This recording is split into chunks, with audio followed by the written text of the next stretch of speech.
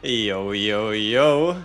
Who's ready to, continue with what we've been usually doing for the last couple of days, eh? Just some chill Chaos Zero Nightmare, some difficult gameplay, and as many questions as you need answered. So, we pretty much go straight in. I accidentally started a legendary 3 difficulty modifier, difficulty 10 map. These are the modifiers we're on. 50% rare fate occurrence chance, cannot rest in safe zones, 50% less credits, and 2 fury every 3 turns. Oof. Would Owen and Renoa be a good combo? I've seen Owen Haru. Like, realistically, you kind of want like a big bang and then have that hit twice with like specific epiphanies.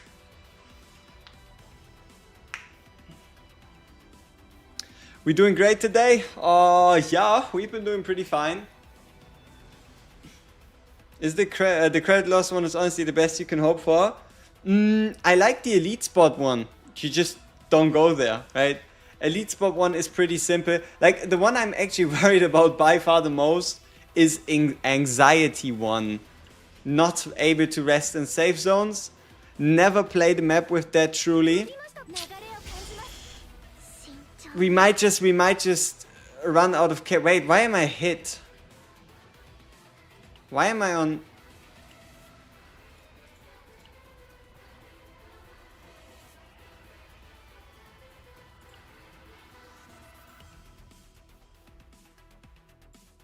This is the first area.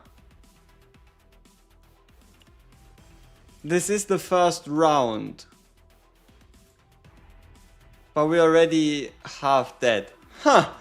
Is what it is. What can you do? Alright. Let's see if we can make something out of this. And welcome to all of you beautiful people. I might have picked something like lose HP in exchange for an item, but I don't think I did. But also it's not like we can do much about it, so might as well make the most out of it and just see what happens. Have you ever thought of changing Ray with Cassis for more draw and card search? I did, but I'm very, very happy, not necessarily for like the power of the card search or anything, but the ability to exhaust cards. Like, enemy gives me a curse, exhaust. Enemy takes an attack, heal. I didn't yet have the chance to like get rid of like a Whirlpool, like a Mika card and such. Exhaust, right? Like the power of snack time is just really damn good. It's just really damn good. Yep, and also for those of you curious, our Rin is level 60. Huh?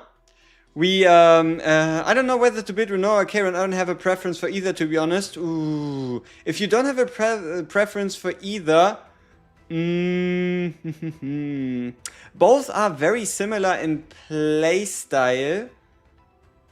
Just kind of a bit like the one is like the yin and the other is like the yang, you know? In one, you want to get rid of the created cards, and in the other one, you want to keep them. Between Renoa and Kairon,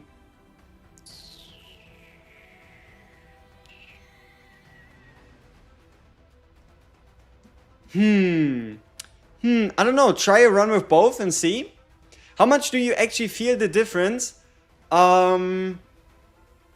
You don't notice it as much. You just have like a bit higher base stats, but that's kind of it. We already went for the potential, meaning we have extra attack should we be above 600. The problem is currently potential is not shown in game.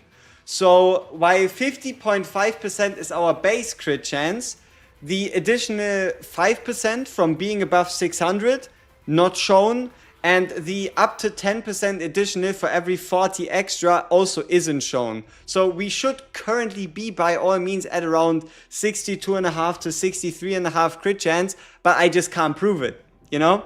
I just can't prove that that is actually the case.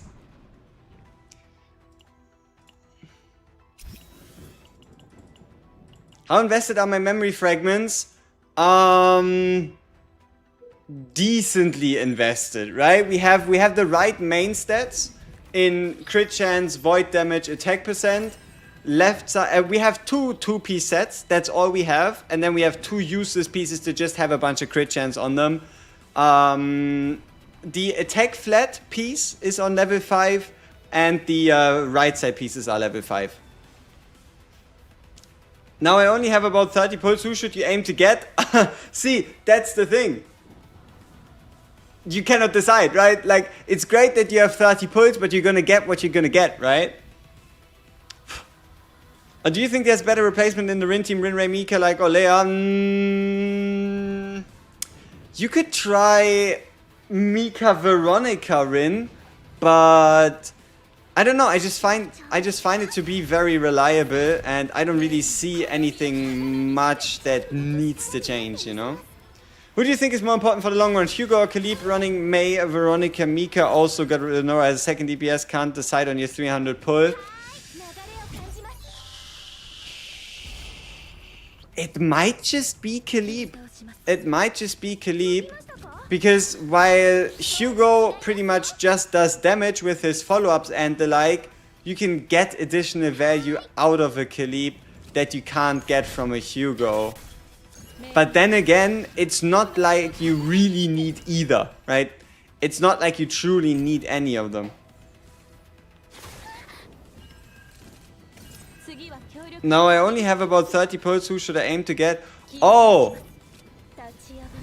I mean, rerolling is very simple, alright? At minimum, you want the 5-star. Or if you're truly into rerolling, you go for 2 5-stars. That's all you need in this game, right?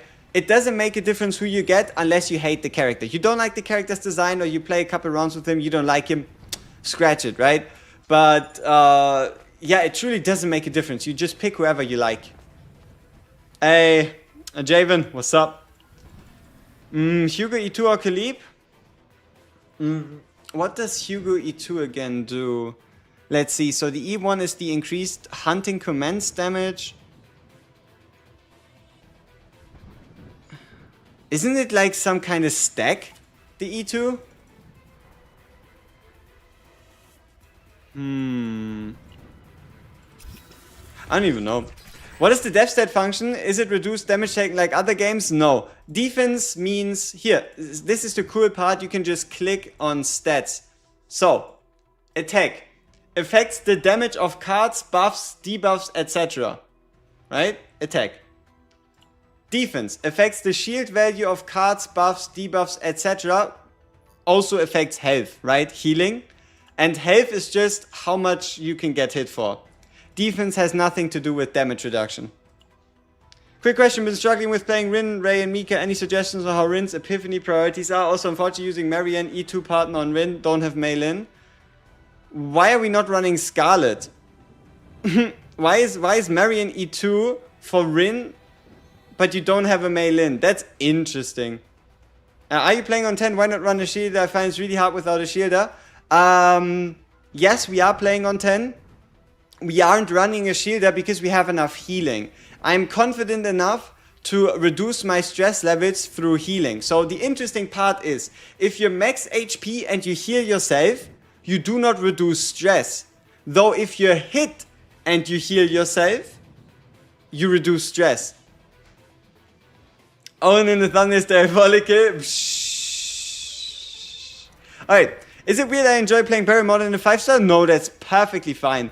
Log has been dog, couldn't get Scarlet. Does Marion work on Rin still? Oh, absolutely, Marion works. Rin is just more optimal. Scarlet is just more optimal, right? I mean, you shouldn't pull on the partner banner, period. Like, the way you do it is you pull on the character banner, and then you buy the partner you want from the exchange shop for 300, right? Like, pulling on the partner banner in general, big do not recommend.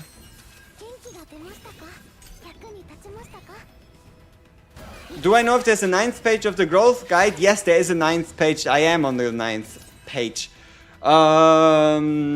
Ray or Veronica pair better with Rin? I tried playing around with Veronica. I do prefer Ray.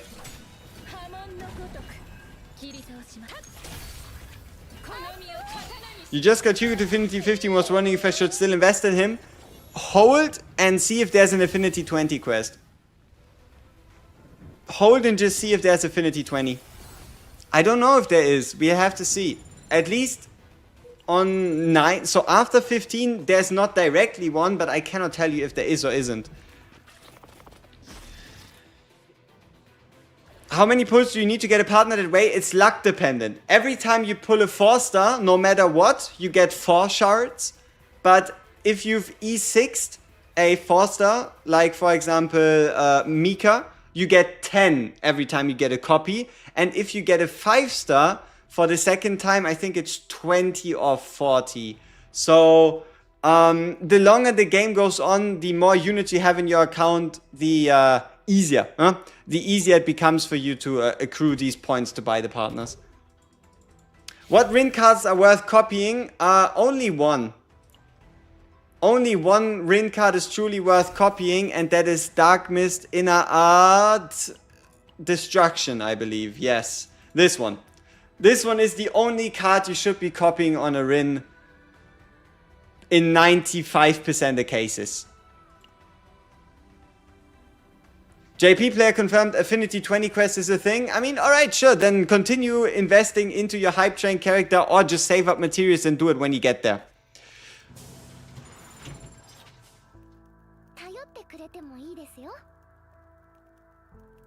You know that when you need to sneeze, but it doesn't quite want to happen? Come on. This is annoying. We should be safe for like another 30 seconds. So, Galactic News Network is just a teaser. The game works in seasons, and in 1.5 weeks, we're going to get our first Galactic Disaster. Galactic Disaster is what is called the season, and during that season, you get anything from new stories, the new banners, new events, an event shop to buy copies for characters, and other stuff like that. How exactly the full details and stuff the devs are gonna show us, but this Galactic News Network is just kind of like a, teaser towards the first season. Is there any way to get potential stones other than simulation? Yes, shop. You should absolutely buy them from the shop for the yellow currency. Especially for your main character, because it saves you a whole bunch of stamina. And if you did it before monthly reset and after monthly reset, you should have saved quite a bit.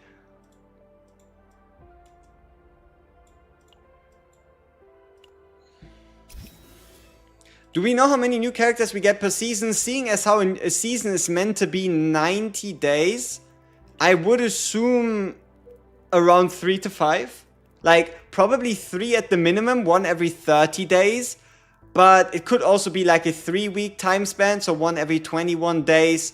So, anywhere from 3 to 5 would be kind of what you can expect, I guess.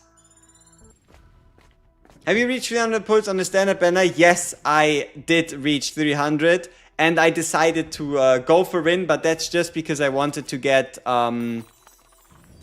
because I just wanted to get her E2. Is it important? Not really. Is it fun to play with? Absolutely. Though I feel like there's probably stronger E2s in the game. I haven't yet been able to make full use of her potential. It's like an additional 200 damage per... 200 damage per turn. It's... is what it is. First one in the news looked like Lucha, and the news said someone died. Can I come up with someone who could have potentially died? Will you upload a Rin guide? I'll make an advanced Rin guide once I'm finished with my farming. I can show you a couple of my builds right here once we get to the... Wait, did we skip the half point already? Oh yeah, we were just here. Once we beat this boss, I'll show you some of my Rin builds I've been cooking up. And I guess tell you which build I'm truly chasing right now. You promised us Luke. My Luke isn't built yet. I pulled him around 2 days ago. But I am flat out, straight up, no excuses, heavily broke on currency. I'm down to like 2,000 units. Like, there's a reason why Rin is my only level 60 character, as you'll see in a bit. This shit is expensive. I think to get Rin and her partner to level 60, I paid around 1.2 million for Rin, around 600, 700,000, 500 to 700,000 for the partner, so that's around 2 million. And then for the potential, probably an additional 400, 500,000. This shit is pricey. Yes, we're level 50. But we only have one character on 50, and we did make it to difficulty 10 before 50, okay? For those of you wondering.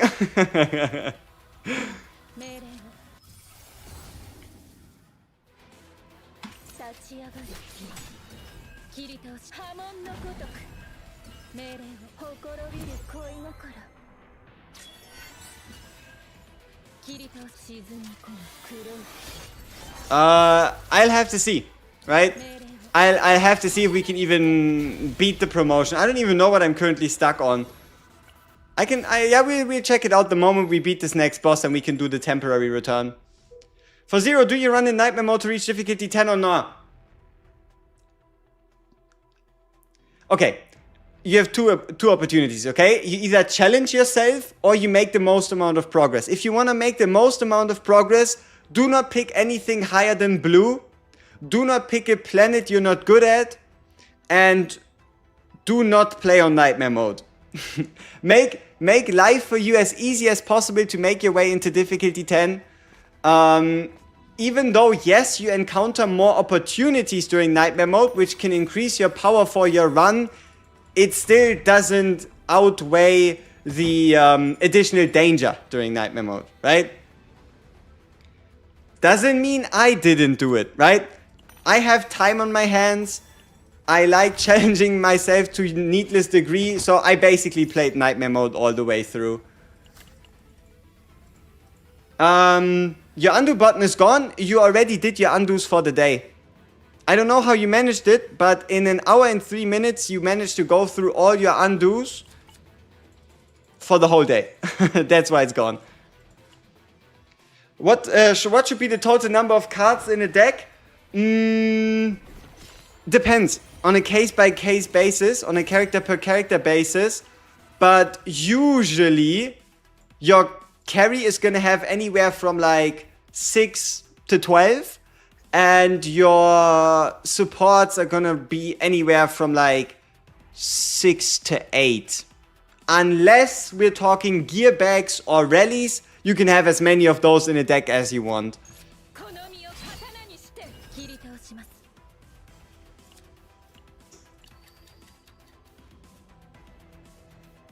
Do 50 undo points reset daily? Yes. This currency resets on the daily.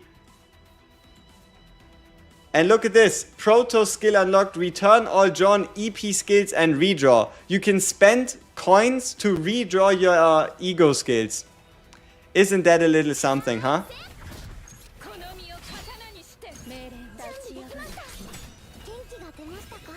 I had a run with 3 Will of Light or Lolea, but sadly I died before final boss and couldn't get a fall. Aww. Yeah, I'll show you some interesting save data in a sec.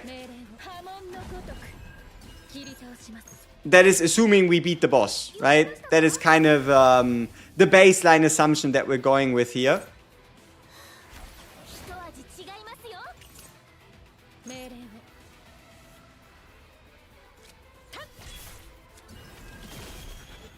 Hey! They froze my card. Scammers. There we go. Is it a rare thing that I managed to get 70k DPS with Luke? what you mean DPS, right? Are we talking about save data? Because save data, honestly, higher save data doesn't actually mean it's better. But if you talk about doing 70,000 damage with Luke in a turn, that would obviously be quite a lot, right? How the fuck do you beat B6 hard? You go in and you hit the people and then they die. We can obviously have a closer look once I'm actually out of the chaos and we can talk a bit about it.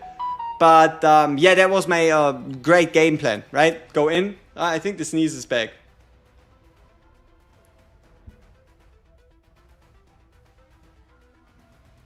All right.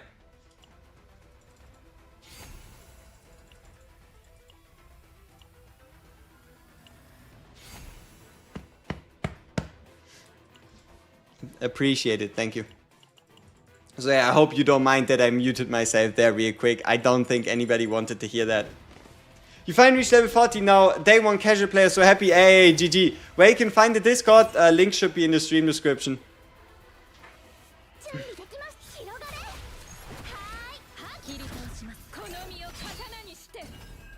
How's Rin? Rin is my main carry and I've beaten everything in the game with her up until now.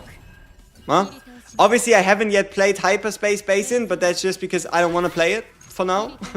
But we've basically beaten every piece of content with the Rin, so she's pretty good.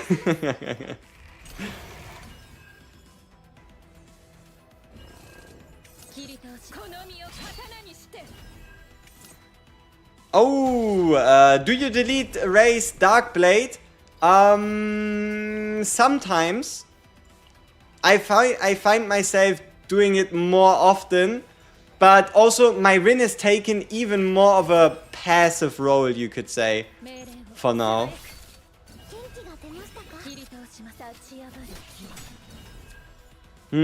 Stress? Or heal? Probably just get rid of the stress. How many refreshes did you use to hit 50? Full refreshes every single day besides one during which I accidentally forgot to do any refreshes. So, however many refreshes that is.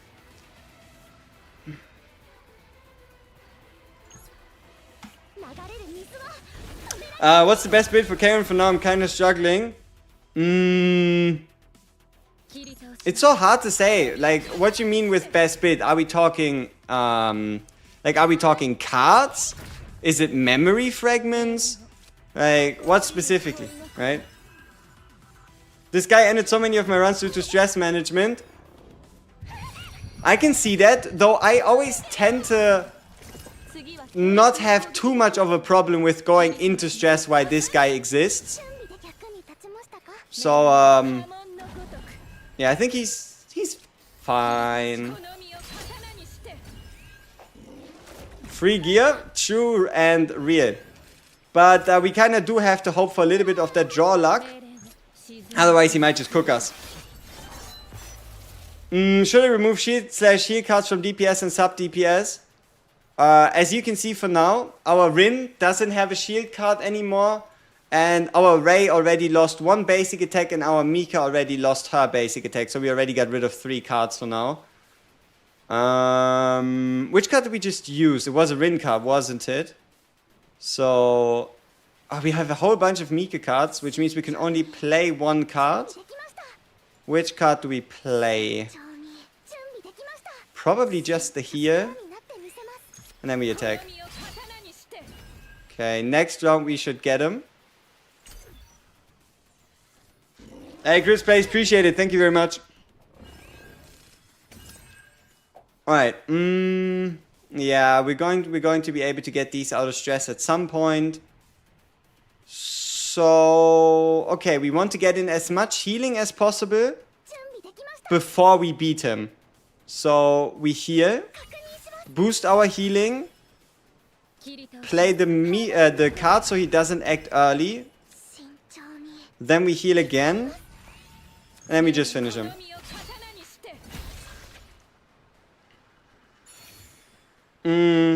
I hope there be an endgame mode without turn restriction.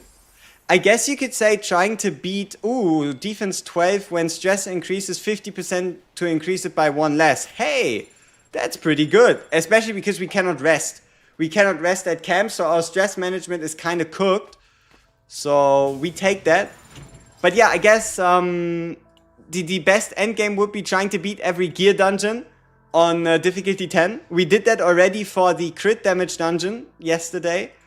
But I gotta be honest with you here, I'm not even sure if it's worth farming. We can do a run after. But okay, yeah, sure. Let's get rid of another Dark Blade. Pew!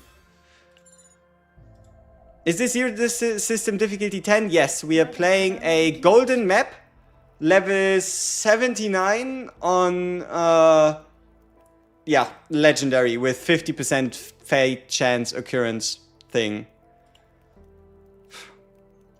Alright, I don't think we want to train.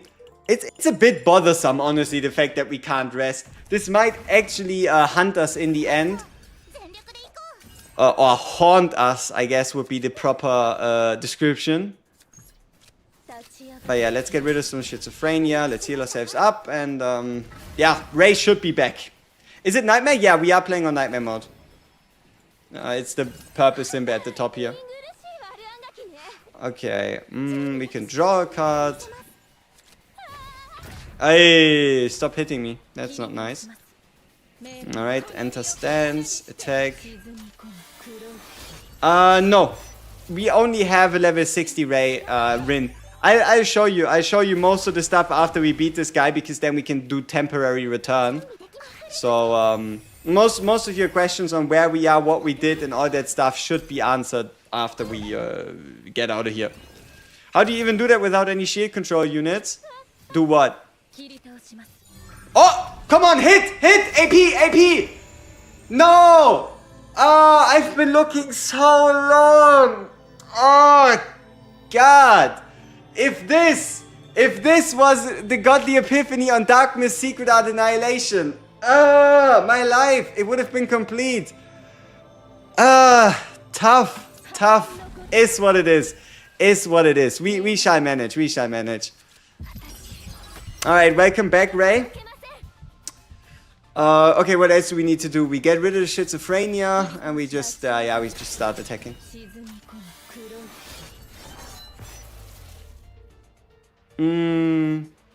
Hi, new here. Do you not remove the Shizu curse when you get the chance? It's not worth it. Like, as dumb as it sounds, but it is more effective to remove a basic attack than the schizophrenia curse, because this 2% damage to max HP or this 3 random stress, you'll be fine with it. Okay, I just minimized the game. I thought I closed the game. Whew. Okay, let's actually start trying here. He's on 5,500. He's gonna start hitting us. We can get ourselves 1 additional AP. We can increase our healing. We can upgrade. Okay, increase healing. 1 wave, 1 AP. Big heal. Big stress reduction of 4, which is fantastic. And then let's get the tech upgrade. Alright, and then let's get the extra AP, might as well.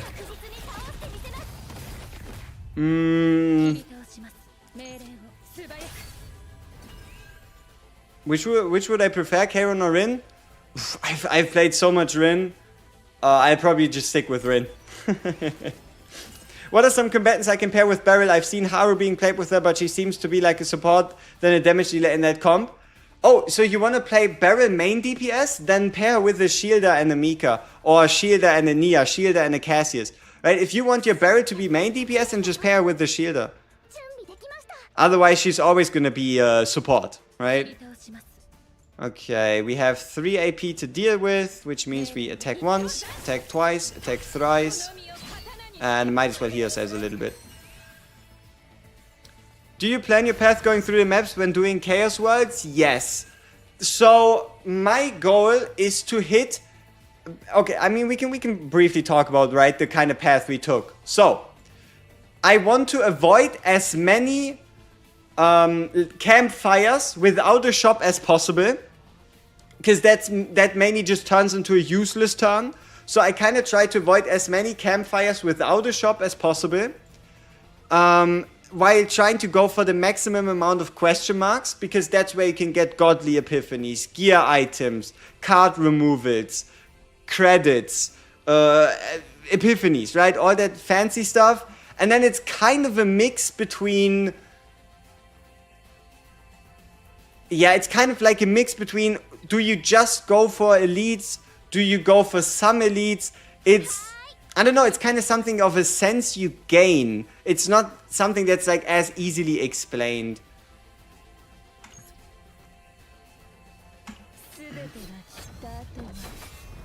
My 40k save better than my 60 in draft. What do you think about this issue? I don't think it's an issue.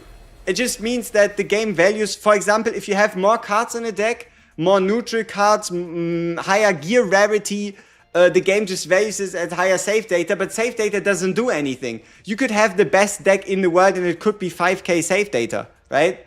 Like, save data number is irrelevant.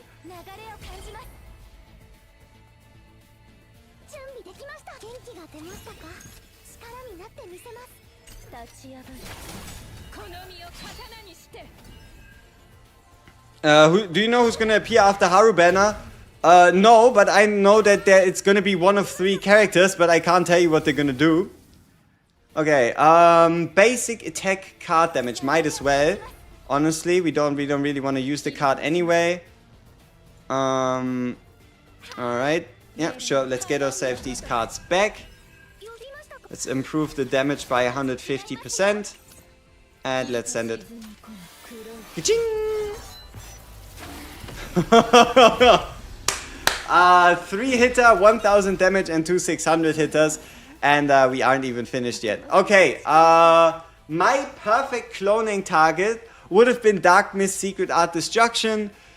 Now we have a choice between an unevolved Drawing Slash and a unable to be evolved Black Dance. But we can always get a Black Dance back into our hand. So we probably go for a Drawing Slash and remove an additional basic attack. Yeah, we're probably gonna go for a Drawing Slash and then just remove another basic attack. Which is the hardest chaos? It depends on what kind of team you're playing and if you know how the boss mechanics work, right? Like, if you know how the boss mechanics work... I don't know if you could say there's like a hardest, huh?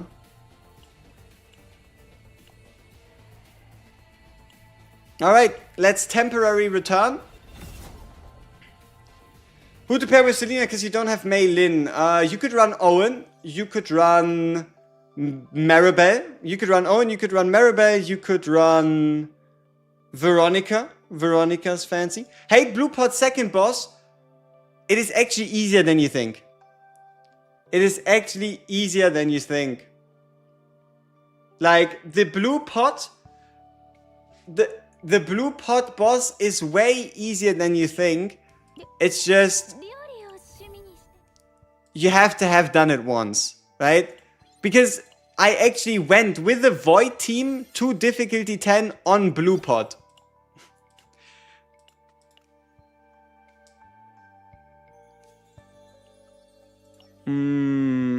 Okay, so there were a bunch of questions, right? Let's see, is there anything new in the event? Let's see, Galactic News. Anomalous phenomenon, ba-da-ba-dum, boom, boom, big explosion. Whatever. So, this is our current look, right? Would you particularly go seek all potential possibilities of epiphanies regardless of curse and shit? Most of the time, yes. Most of the time, yes. Blue Pot, not the boss, is the problem in normal fights are.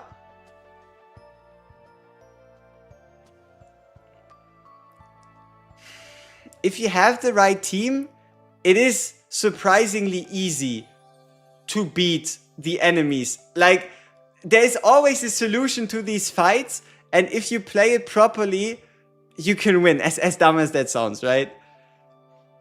Is Virtual Ejection considered extra attack damage? No. What do you think about the red team, Mei, Selena, Veronica? Are they a specific build to sustain? Mei, Selena, Veronica, just you don't... you just don't have any healing, you're just gonna die. I don't know. I don't think you should be running May, Selena, and Veronica. Like, you have no AP regeneration, you have no HP regeneration, you're probably just gonna die.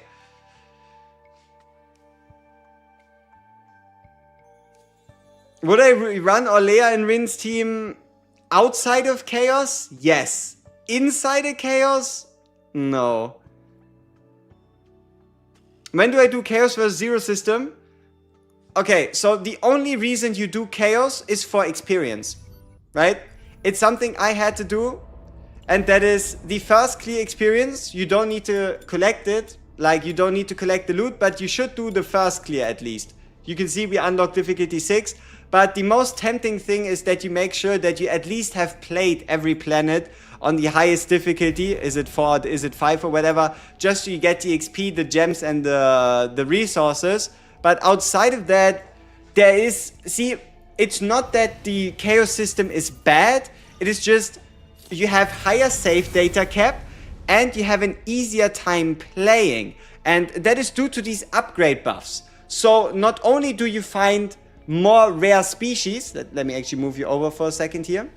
Not only do you find more species, you get more base stats, you get shop discounts, you get a buff at the beginning of every one, you get more, this ether thing doesn't really help you much. You get more shop appearances, meaning more chances to sell, more chances to buy. You get, again, more chances from rare species. You get 5 refreshes every run, every time you go to a shop. So that one's pretty damn good. You get another discount. You get more credits. You get even more shop appearance probabilities. Let's see, rare species, even more of those, pretty good. And you get another upgrade to the beginning of the run, right? So it's just, not only do you have a higher cap, you also have an easier time. How to level up faster from 35 to 40? Do everything in the game that gives you experience. That's it. And if you want to speed it up even more, buy stamina. But you don't have to. Have you completed Protocol 9? Not yet. I think Protocol 9 just costs me too much resources, honestly. Like, let's see, what do we need to do as our last mission? Raise any 6 partners to level 50. You would be like, but isn't that so easy? Why aren't you doing it? We are broke. We are pretty much flat out broke. You see this? We are in the 5 digits for credits or units or whatever you want to call them, right? I cannot afford even a single upgrade.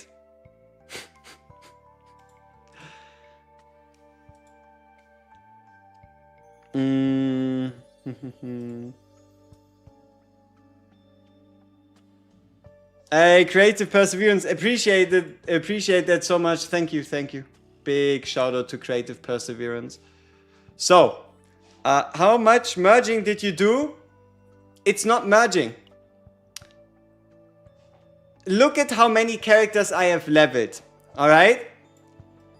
We have 1, 2, 3, 4, 5, 6, 7, 8 units on level 50. 1, 2, 3, 4 or 3 units on 40.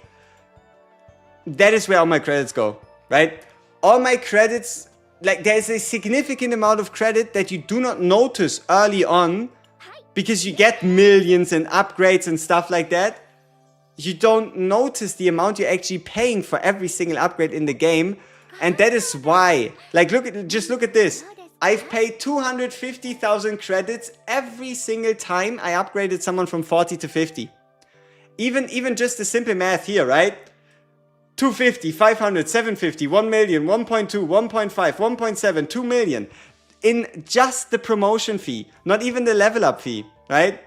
So, that's where most of my credits gone. Why is Magna level 1? I don't have the resources. I cannot afford. I cannot afford to level up all these characters. At least not for now.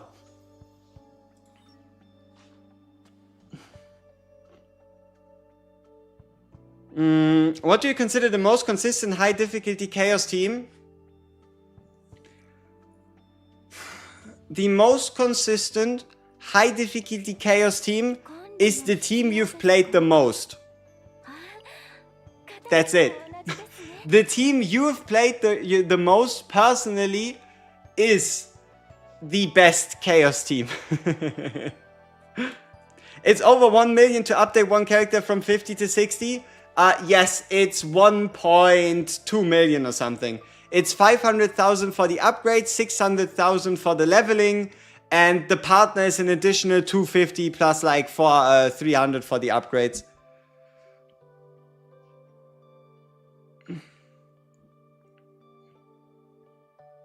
Do I have a spreadsheet for material usage? No, I don't, but I hope at some point somebody will. There is some funny people out there that like to do statistics and graphics. I don't have one like that. But yeah, this is our current RIN potential. This is also a tip I give to mostly all of you. Do not get this proficiency. Right? As tempting as it is, as much as you like to upgrade, this proficiency is not worth it for 99% of characters right now, besides maybe Mei Lin, right? The 5% or 10% additional damage to your basic attacks, no, right? Rather save the crystals, and the moment you hit level 50, you get this unique upgrade here. That one is way more impactful. Or if you want to invest into something, upgrade the crit chance, right? Upgrade the crit chance, upgrade the unique card damage. This one truly, it's not worth it. Is my Rin set complete? No, my Rin set is half baked and almost finished. Isn't the 35% crit damage 4-piece set best in slot for Rin? Not necessarily. Because think about Drawing Slash, right? Drawing Slash is a 0-cost card. Think about Dark Mist Third Form, 2-cost card. It can be the best if you have a safe data build around it, right?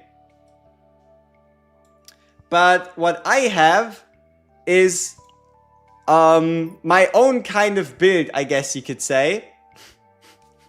And that is AP efficient Rin. AP efficient Rin. That is my build. Yeah.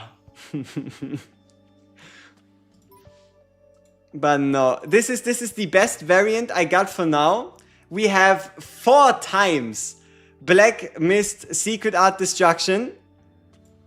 But unfortunately we have the wrong Epiphany on Dark Mist Secret Art. And then let's see, which one was I using before that one? Oh yeah, this one's fun as hell as well. The multi-pull. The multi-pull card. And then, let's see. Where's my... This one is with the extra AP. This one's pretty sweet. Like, if I could get a run that has this card 4 times and has the right Epiphany, I would be... Oof. I would be through the... Yeah. On the moon. Through the moon. Through the roof. I don't know. I'd be very happy. Let me just check if I can find one of my save data to show you a bit of a Rin run. Let's see. Oh yeah, I think I used this save data to beat pretty much all the... yeah. All the current, I guess, high difficulty content. But yeah, no, let's see. So someone asked about hard mode B5s, right? Wait. Let's just do a gear dungeon. Let's just do a gear dungeon. Hugo's E2? Sure. I don't have a Hugo, but obviously we are knowledgeable enough to at least yap about it. So, combatants, Hugo, manifest ego, E2. Let's get the chat out of the way so we can see it properly. For every 2 times hunt commands is activated, deal 40% times 2 extra damage to random enemies. If the same target is attacked, gain 1 hunt commands. strong, right? If you want to know where 5 stars kind of start spiking or have their biggest power boost, it usually tends to be the E2, right? Obviously, this is not game breaking. This is not something you need, but it is truly it is an improvement to Hugo. Any way to gain more Hunt command stacks, any extra damage, you can never really go wrong with that. Yeah, we're testing a lot of characters on one account and now we're broke. That sums it up together quite well. So let's quickly do a simulation run and let's go back into difficulty 10. Unless any of you have like any more questions on the side. So this is how a difficulty 10 gear dungeon looks like.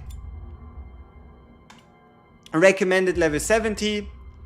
Yeah, I feel like the builds we currently have, we should be fine. Should be fine. Out of war cards or whatever it's called can be duplicated. Yes, outbreak of war cards can be duplicated unless they have the unique tag. If they have the unique tag, no, they can't be duplicated. Alright, we exhaust Predator's Blade probably.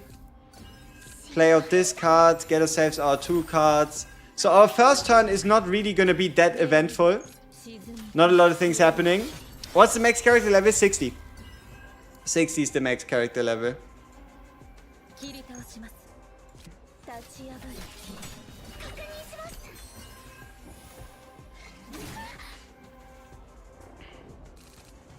What's the value in always going elite nodes and chaos runs other than equipment? Monster cards. Monster cards, higher chance for good gear, like, yeah, the equipment, right? I think more credits as well. Just don't quote me on that. Can't exactly confirm it.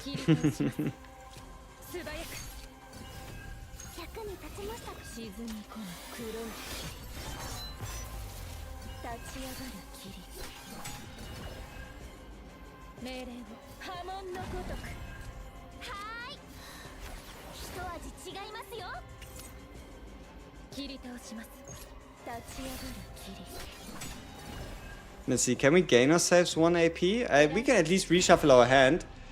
Do we always need to remove DPS basic card runs while in a run? If you do that on Mei Lin, you're selling. If you do that on another character, it's situational, honestly. It truly is situational. You need like 15 million credits alone for the next guide quest part. Do you have to spend 15 million? Because I probably did that already, so I wouldn't be too worried about that. Let's see, we need to get rid of 1 card. Probably we can get rid of this one. Nice. Yeah, we should be fine entering into the stance. Then we just do our attacks. We probably get ourselves 2 more cards. The feeling when you ask a question and realize you aren't live but 30 minutes behind? Aww. That must be an interesting feeling.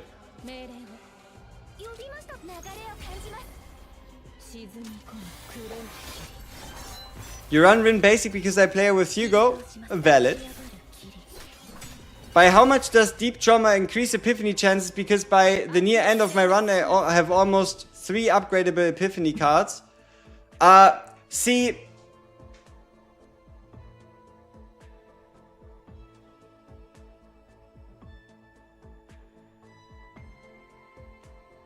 So, the more basic cards you add into your decks, rallies, gear bags, monster cards, they all take your Epiphany chances, right?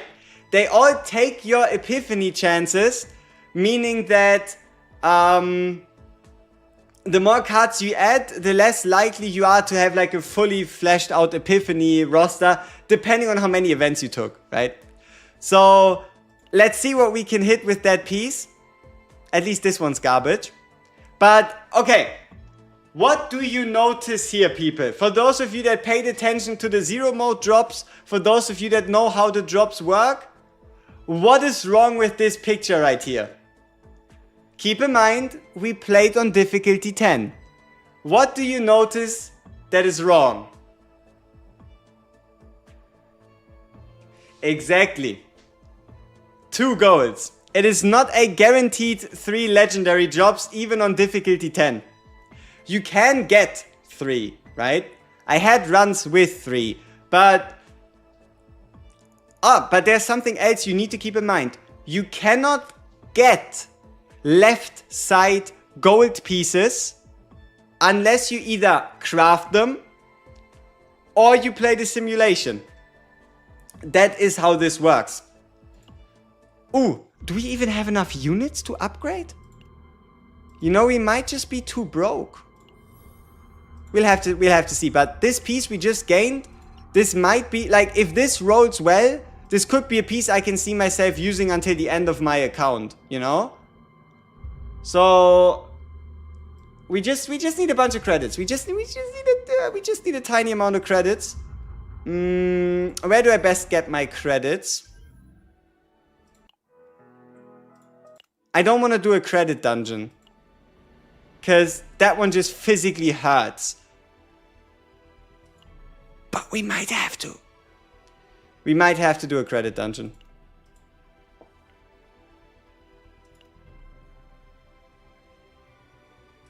Also, what happens if you buy a meal while you're on a temporary return? So many questions. So many questions. Credit card? Maybe. Someone said save data deletion. We have a bunch of save datas on my Rin, but I don't think they're actually going to be worth anything.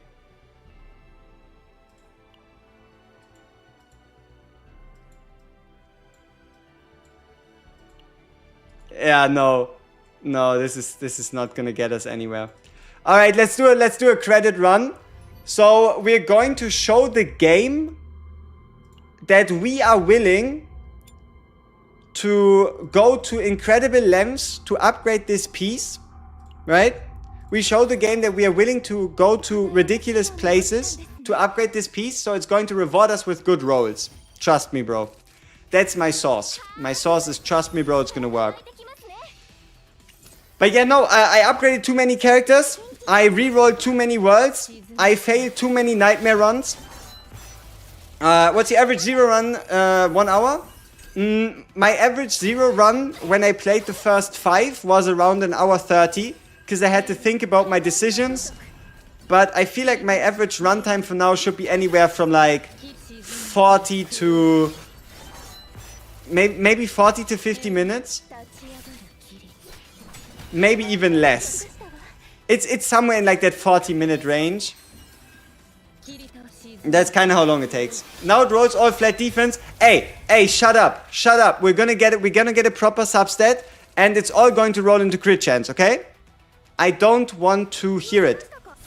We either win or nothing at all happens, alright?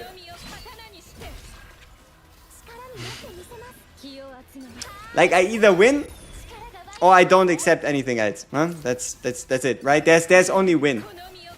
What's the value in going into elite nodes and chaos other than equipment drops? Credits, monster cards, and ether drops, depending on if they are boosted or not, right?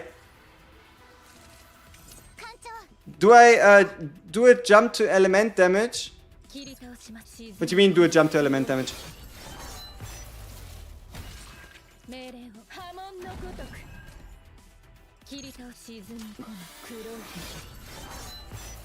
Memory Gamba, yep.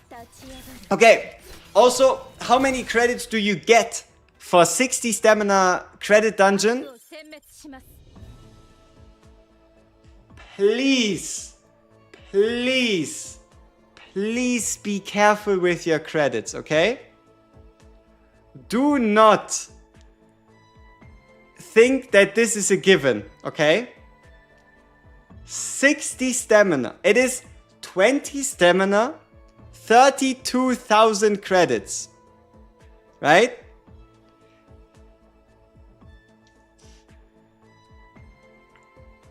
20 stamina, 32,000. Do not take your credits for granted, okay?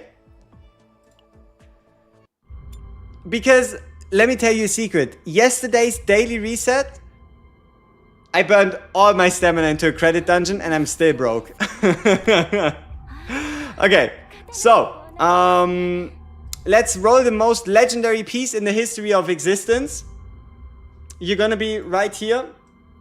You're gonna be live here with me, and let's see what the last substat is. I mean, what good substat would we even need? We have crit chance, we have crit damage, attack flat. No, attack flat is impossible because it's the main stat. I don't know. Ego recovery? Extra damage? Damage over time? Something like that, right? Like extra damage could work for Mark. Should we ever get like the Mark debuff? Whatever. Defense percent. Hey, could have been worse, right? Okay. We want 4 upgrades into crit chance. And if that's not possible, we want 4 upgrades into attack percent. And if that's not possible, I want to dodge every single defense percent stat, okay? That's all we want here. Okay, attack percent. It's only a 0.9 roll, but that's good. It's not defense. 1.2% crit chance roll. That's good.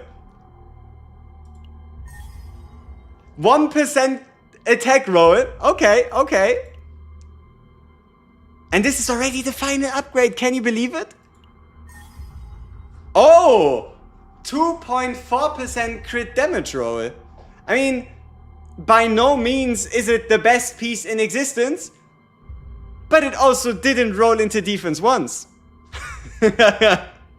So, that's pretty sweet. Here we have a piece that is obviously worse, right? It has higher crit chance, sure, but also the rest of the stats are ass, right? So we're going to gain ourselves some additional attack, some crit damage, but we're going to lose 2% crit chance, but honestly, that's fine. That is absolutely fine.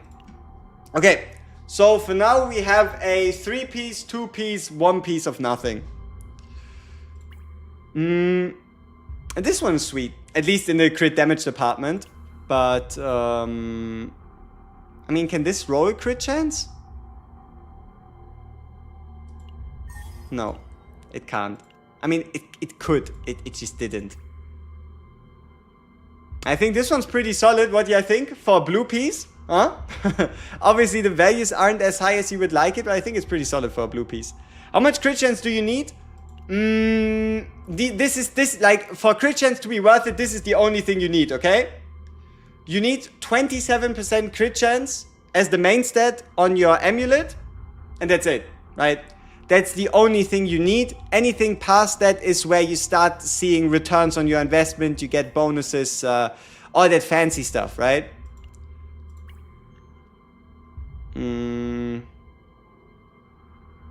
Yeah. We still need a couple pieces. This one would be a decent replacement because it has attack flat, and extra damage. This one rolled into extra damage. Oh, we could but it's attack percent main stat though. Crit chance with crit damage, no attack percent. Attack percent with crit chance, crit damage defense. Critical damage pieces, ew. Would you farm memory fragments before level 50? Doesn't seem worth it.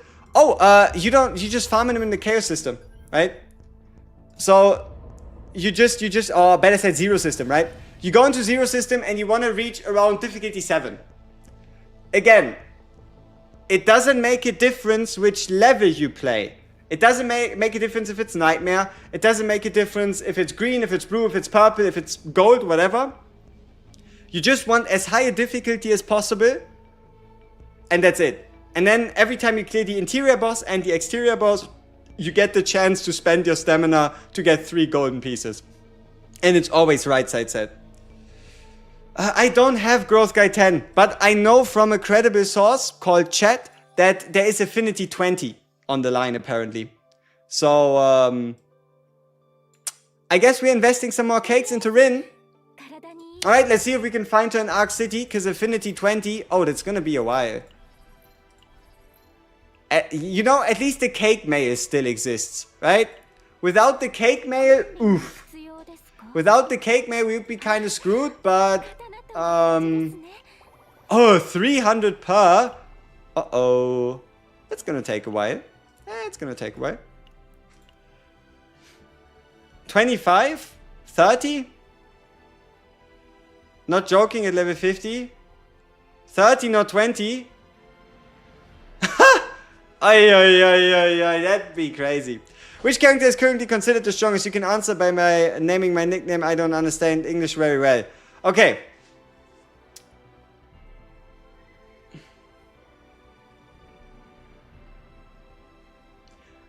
Duster 361 Mika. Wow, we're so funny, aren't we? But okay, let's think 5 stars.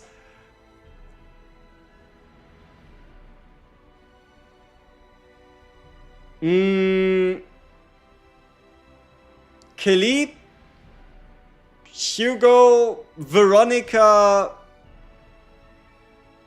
Renoa, Kairon, Rin, and everybody else. Honestly, it doesn't make a difference. You hate that you're forced to use Mika 24/7? You don't have to. Like, just don't run her outside of Chaos. You can make builds on every single character that are going to be Mika sufficient. Right? Like, look at my Ray. You think this Ray really needs a Mika? AP here, AP there, AP there, huh? Obviously, this is on exhaust, so past turn 2 or 3 is going to be a little tough, but there are ways, right? You can make your own character less Mika reliant. Like, for example, how my Rin has, let's see, where's that beautiful build? This one right here. Draw 1 card, 1 AP. Draw 1 card, 1 AP. Huh? I'm kind of mad I lose sanity even when I'm not getting hit. Nightmare mode. Nightmare mode just increases sanity even if you don't get hit. That's the... yeah, that's the risk on playing Nightmare.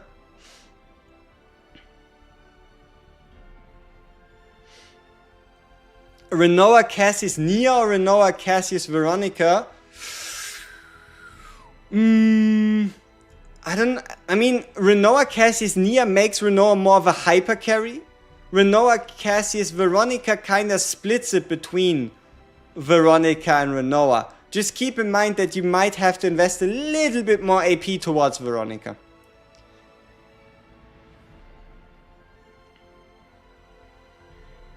Maylene is bad because you need to gacha Selena. You don't need Selena.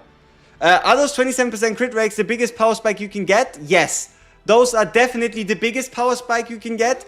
But then it's also very, very important that you make sure you have attack percent at the bottom. And then either, both are fine, but either the element for your character or at least attack percent as the goblet stat, right? That is something you really want to make sure of. Rinnia Cassius? I mean, Rinnia Cassius is something I wouldn't run inside a chaos due to the possibility of me just fucking croaking, dying, right? Losing the run. But outside of the chaos, you have that much more like ability to just build whatever the hell you want, so long as you get a good deck on a character. So inside of chaos, I wouldn't really run the team. Outside of chaos, say less. Say less. Karen E2 is the craziest free unlimited AoE every 2 cards. Every E2 for every 5-star is powerful. That's pretty much how it goes. The synergy between every character and their AE2 is worth getting at the minimum. Who do you think has the best damage output? It depends, right? With the right setup, with the right gear sets, with the right card combination, every character can go to incredible heights. Like, incredible amounts of damage. It's hard to judge, honestly. Like, for example, with the K-Ron. With the K-Ron, just use the X card, get rid of the black holes with the ult, and then just deal incredible damage, get rid of the futilities with the ult, and deal incredible damage with black hole. Boom, big damage. Mei Lin, stack up a whole bunch of passion cards with her basic attacks, with Veronica's reload card. Boom, huge damage. Renoa, get the flower, discard 5 other cards, get 10 bullets, discard all 10 bullets, or at least preferably put retrieve on all bullets. Boom, a big damage. Rin, put in as many card draw cards as possible and just play 20 cards in one turn. Boom, big damage, right? Why are my Rin save data numbers on Rin so high? How can you fill it up so much? And thanks for answering my previous questions. Difficulty. We are playing on very high difficulty. That's why our Rin save data is so high. But also, there's some runs where my Rin save data looks like trash. But it's actually not that bad.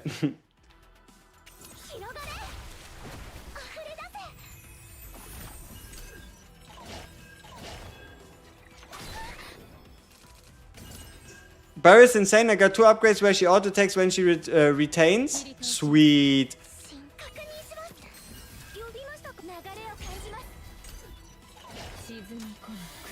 You haven't seen anyone but Mei Lin hitting 30k yet?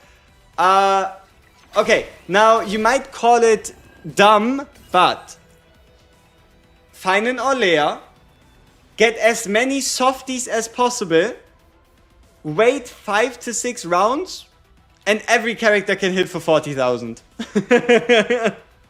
Like, the amount of damage you can stack for the next attack card used when having softies on the hand. Like, I've seen a Haru hit for 40,000 damage, right? So, but do you count that? Do you count that? Do you think the devs are gonna make new content or focusing on changing the story? They have to do both. Like, as much as it might be important for the devs to, like, appease to the Koreans and make sure that the story is different because the story is kind of mid, they still have to deliver content in form of chaos. They already have plans for new epiphanies, new time-limited gear, 3 event shops with 3 character essential materials and all that stuff. So, obviously the devs should also be working on the game. You got the 0 cost evil spirits element. Oi, that's disgusting. Should I use my pull to find some partner or dupe on Forster? You never pull on the partner banner. You just don't. What's the best team for Khalib? Considered the best team in the game. Obviously, subjective, right? Considered the best team in the game would be Mika, Veronica, Khalib. Pretty safe, pretty easy to pilot, deals a bunch of damage. Otherwise, you can also run Mika, Tressa, Khalib, Mika, Khalib, anybody. Mika, Khalib, anybody can, for the most part, pretty much just work. Let me steal it. Shit, it's time to battle. Free character, free ego manifestation, like free E1 for a 5-star. Should be what is gainable from the events. At least that's what they said. But I make a video talking about everything we've heard about so far about the upcoming season and all that stuff as soon as it's relevant. Huh?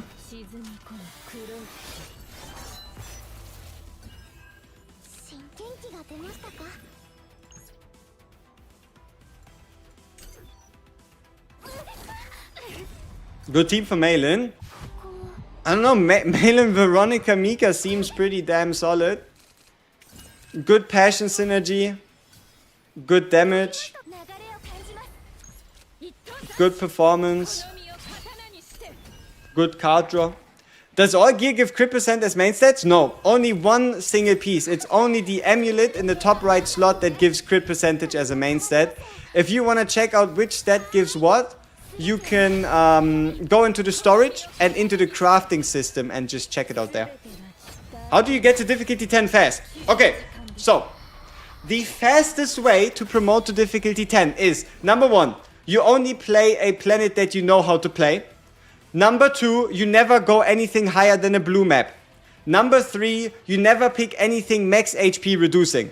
Number 4, you re-roll a planet around 2 to 3 levels away from the promotion difficulty. So let's say you start in, right? You start in normally and you re-roll for a planet around level 46, 47, 48 to beat that planet to unlock a 51 planet. Beat the 51 planet, re-roll for a planet around level 56, 57, 58. The higher you go, the less maps you need to play. Beat the planet, get the promotion planet, beat the promotion planet, rinse and repeat.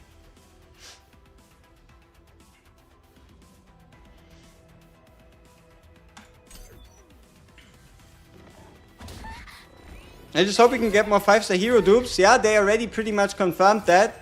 We just have to see the full implementation. No? We just have to see the full implementation. Hey, we might be able to kill here. So, yeah. Number 2 should be don't ever do Void Planet as long as the Houndmaster is untouched. No, I love Void Planet. And I love the Houndmaster. I am currently on a 5-0 record on my last 5 Houndmaster encounters. I love the Houndmaster. Watch him end our run. I swear he's gonna come. He's gonna come out of the woodwork and he's gonna make me eat my words.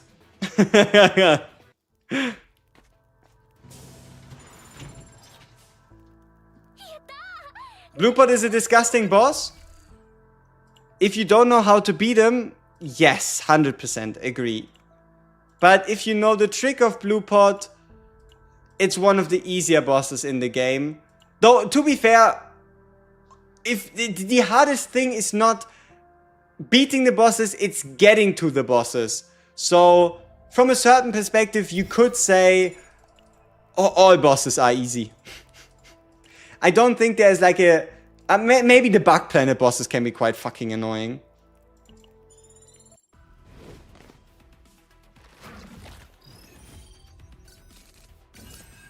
Sure, run your team, but with Mei Lin as a DPS if I have no Veronica. See, the thing is, if you don't run a Void DPS main, you're going to find it harder to run Ray effectively, because most of the time the only upgrades you're really looking for would then be the 1 or below, right? The only upgrade that actually helps you fully on your Mei Lin due to how her kit works is the 1 or below, and that doesn't help for the 2-cost kick. Alright, let me get chat box back up. Ta-da. What 0 difficulty can you start getting 3 legendaries? I've seen it as low as 8, more reliably on 9, and almost guaranteed on 10. May I ask why you prioritize rerolling shop instead of doing multiple shop card remove? Is that a better strat? We have 5 free rerolls. Due to our progression in the 0 system, we're guaranteed 5 free rerolls every time we get there, which is why it doesn't cost me anything, right? I'm not doing it because I spend currency and because it's worth it, but it's because it's free. Is there a way to retain shields? The Battle Pass partner has the retain shield partner skill. Might just be one of the only ways to retain shields.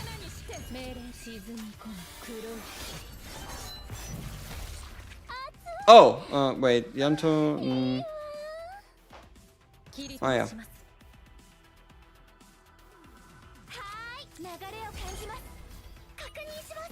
Is a 5-star partner a game changer?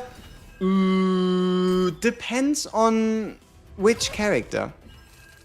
You're not gonna see as much of a difference on someone more defensive, someone more in the background. Like, you're not going to notice it as much on Orlea, not as much on... So, let's see. You're not gonna notice it as much on Orlea, Magna...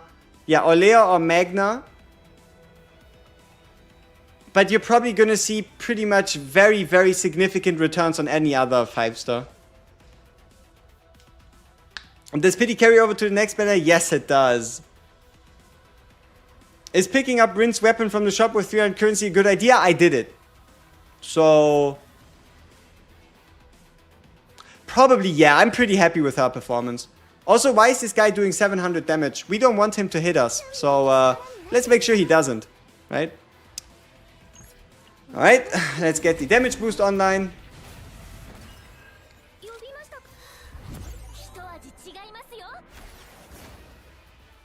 Oh damn, we didn't have snack time this whole time? I didn't even notice. That's crazy. No wonder my run felt so weird. Snack time is goated. Bye bye. You're debating picking up Luke's partner for 300? Luke's partner is very high value, especially if you have Luke E2. Oh, and Veronica Ray, a good second team. If not, who should I swap out? Okay. Just for the ease of explaining the like general progression, don't bring a second team into chaos. Right? Like, don't play a chaos run without Mika unless you want to make it harder on yourself or it's intentional. Right? What you do outside of the chaos with proper save data or anything like that, way more open. It's just that for the moment, you just make it harder on yourself if you don't run Mika in Void. And yes, we did reach level 50. Did I max out Rin's potential? Not yet, no. I got the special note at the top. I'm missing 3 upgrades in crit chance, 4 upgrades in crit damage, and 3 upgrades in unique card damage. And brother in Christ, why is my Rin doing 300% more damage than yours? I'm so cooked. My Rin is level 60. She has decent gear. She crits. We have a buffer in Ray. And we are somewhat deep into our run. Okay, let's do a quick Epiphany check, sure. I don't think I'm gonna do this super often, but you said it's under the help section. Alright. Sure, let's do a live stream react which Epiphany to pick. So, we have the choice between 100 times 2 and 100% crit damage, 51 times 2 and the 4-hitter, or the 184, all cards in hand cost -1 for 1 turn, always attack weakness. One condition. Alright? There's one condition under which you pick the middle one, okay? If your Dark Mist Secret Art Destruction either pulls you the Annihilation card or pulls you 2 cards, pick the middle one. If not, pick one of the other 2. Right? If your Dark Mist Secret Art Destruction doesn't pull you the Annihilation or pulls 2 while giving you the shield, pick the other ones, right? Like, you really want the synergy. You can see we are running the cost reduction, but we do also run Secret Art Destruction. Alright. Which kind of epiphanies could we still get? We could get Drawing Slash, Dark Mist, Inner Art. I'm kind of debating what to do here. We could trigger the Empty Laboratory, but I kind of want the Nihilium Epiphany. So let's probably just go for the Nihilium Epiphany. Let's see what we hit.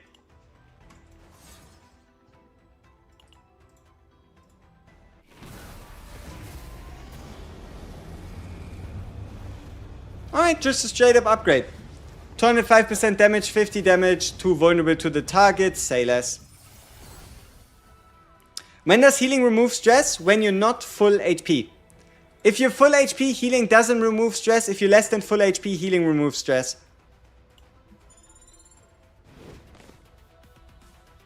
Okay. Oh, give me a good draw hand. If we don't get a good draw hand here, he might just end our run. So we're on a clock.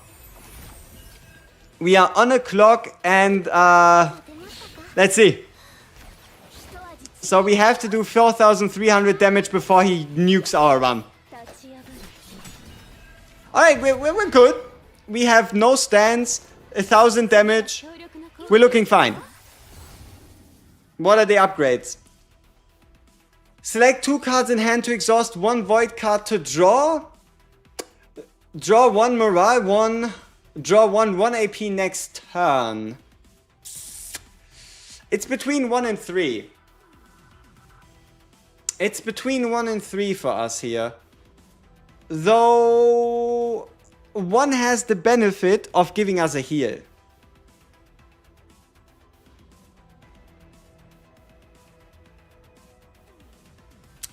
We probably go for 3.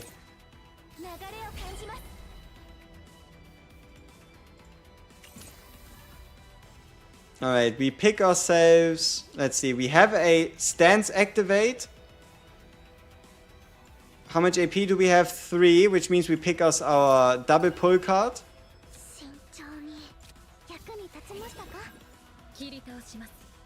Okay, so we attack. Stance card, double pull card. Cost reduction and the extra hit. Yeah. The cost reduction doesn't really come into useful right now, but that's because we don't have multi-copies. The AP one seemed better. Hard to judge, right? Hard to judge. Alright, let's see if we can pull some offensive cards. 659 damage. Okay, we have a into the stance, we have a basic card attack damage, we have a heal, we have a void card damage increase, we have 3 AP to play with, we can refresh our hand, we can increase our damage. It's gonna be around 400, it's gonna be around 200, this might just... I mean, we can undo the turn if it doesn't work, right? We can just undo the turn if it doesn't end up working. Alright, we're fine. So we heal ourselves, and then bye-bye.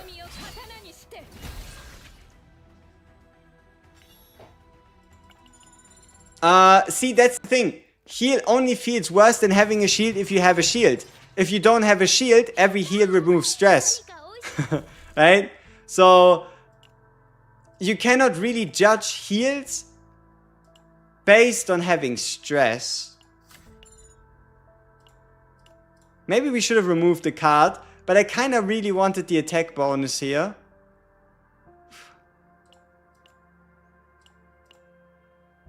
But we'll be fine. We will encounter another merchant. This shit is so annoying that we cannot rest in the areas. Our HP amount is just so low. And there's nothing much I can do about it. Alright, let's see. Our way to the final boss is probably the bottom here. As few fights, as many adventures as possible. Let's see, or can we sneak somewhere else? Let's say we go here. Here we fight once. We fight once, one event, one fight, event. Yeah. Alright, let's go bottom.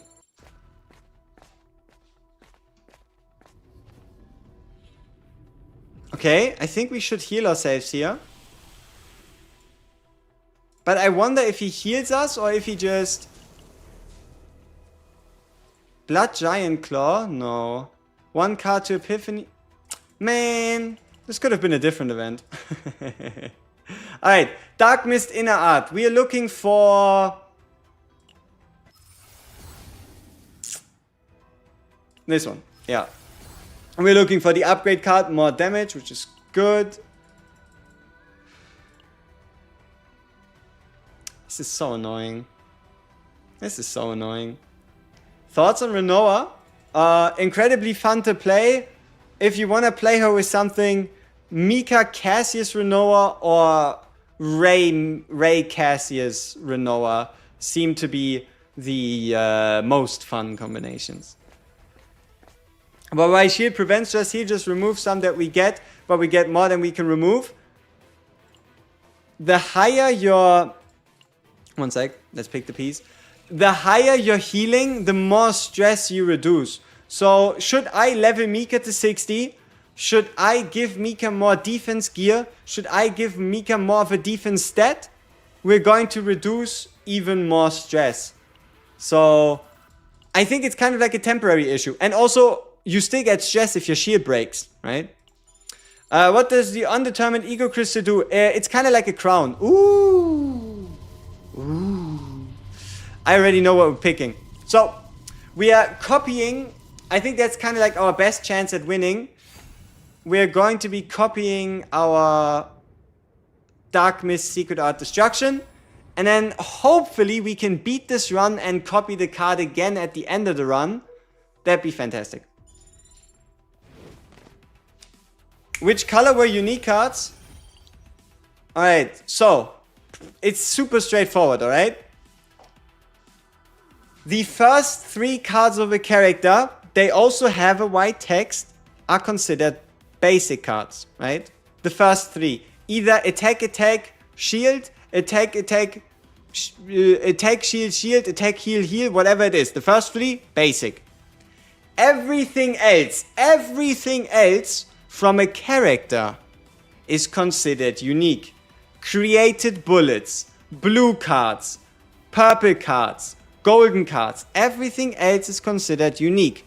Everything you bring from the outside in, monster cards, shop cards, those are considered neutral cards. Would you say this Rinty was currently the best for Chaos?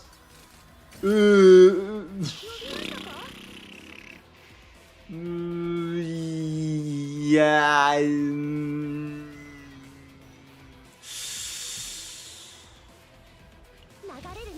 Maybe? I don't know. It's hard to say. I just know that I've beaten difficulty 10 with it. I just can't confidently tell you that's the best.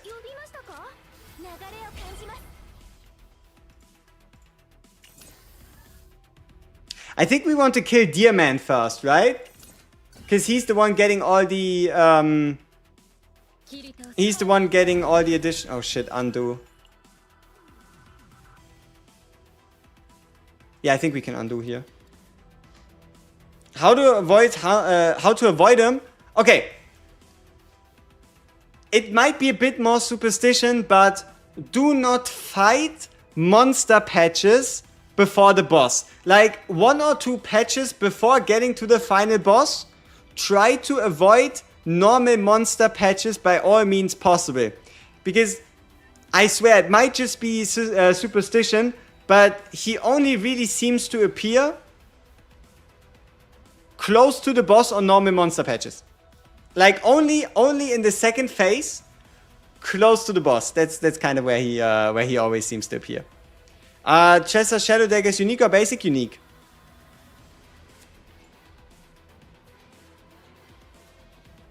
Alright, so this is 1, this costs us 2. We have extra on the hand. So we enter stance. We attack. We reduce the cost. We attack again. Dirge bullets are unique? Yes, dirge bullets are unique. Do we need to heal?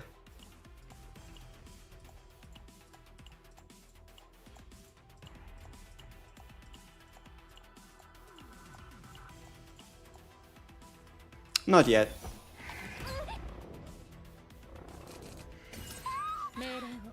Okay, we have 3 AP to work with. We have 2 in limbo.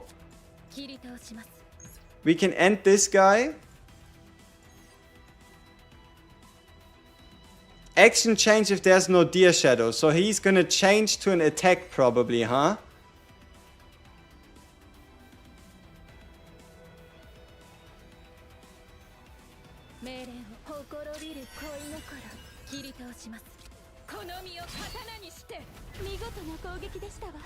$290 damage. We have 279 health.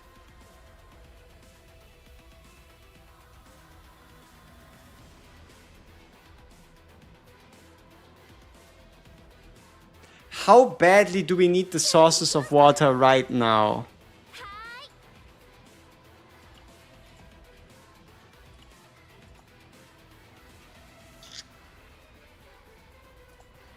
Not that much. I think we can... No, we're fine. It might look like we're cooked, but it's not yet over, alright? It might look like we're in a little bit of trouble, but we're still fine for now. Alright, let's see what he comes up with. Alright, nice hit. 500 damage. 6,200 health. I don't know if he still gets stunned, actually. You know, now that I think about it, it's Affinity 10. Difficulty 10, legendary map. So, legit the highest difficulty you can play. You know, now that I think about it, I think there's a reason. So, I think the game plan here is you hit the Shadow Summoner for 20% HP before he acts, and then you work on the Deer Shadow. I just didn't play the fight properly. Doesn't mean we'll lose. Not yet. Not yet.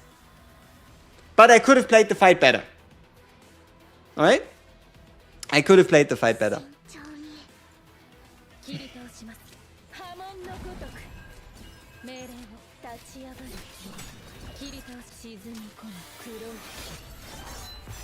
Are there comprehensive guides for each character? I have currently only made a guide for Chiron and Rin. I might have to do an updated Rin guide. I'll work on Mika, Ray, Nia, Cassius, all those people, right? But you just have to give me a little bit of time. Alright, so we hit the guy big time, which is good. Now we just need to follow up. So now that we're safe, damage-wise, it's time to heal as much as possible. Maybe not. I think it's time we gamble. So people, we're gambling on pulling the Blessing of the Waves.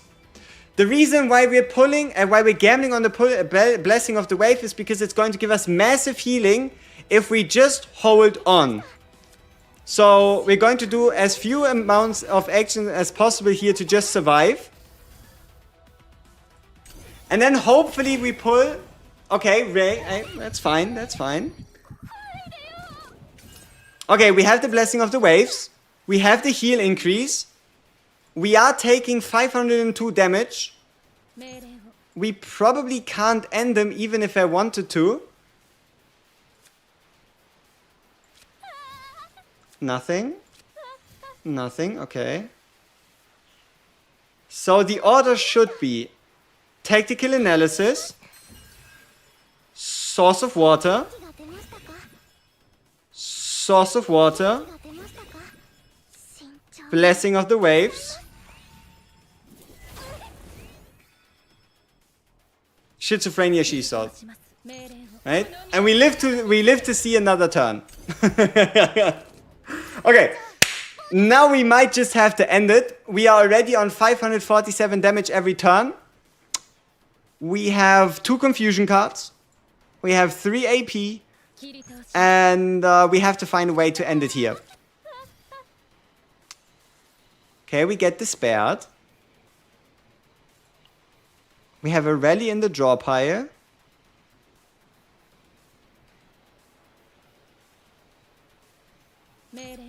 $620, $620, $430. We can redo our hand.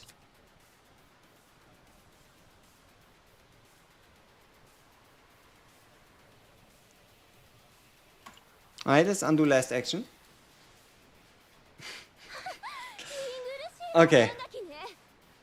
And then we're gonna reshuffle our hand. We're gonna get rid of the Schizophrenia, the Confusion, the Whirlpool. And we can rally him. We can get ourselves some more card gen. Okay, and now we heal for as much as possible before we end the stage. So that we have a better chance moving forward. Alright, we have no skill cards. This should be, yeah, it should be fine. Bye bye. So, we're back up to 999 health. We actually walked out of this fight with more health than we started into. The only problem is a little bit of stress on that Nia. But it is what it is. We'll have to see if we can make it to the next fight. They never have used this feature. How do you recharge? Once per day. You get 15 options. Is Mika the only real healer in the game? You could think that because it's easiest to gain Mika copies as of this moment. But you can actually make anybody else heal as well. Like, for example, Cassie's and the like. It's just they kind of need copies. And you need to know their kits. And you need to actually build them with defense and the like, right? What should you farm till level 50? Promotion materials, so that you can insta-promote from level 50 to level 60 for your main DPS. Potential, you can farm potential. You can farm a couple memory fragments, but not too many. Okay, who do we fight next?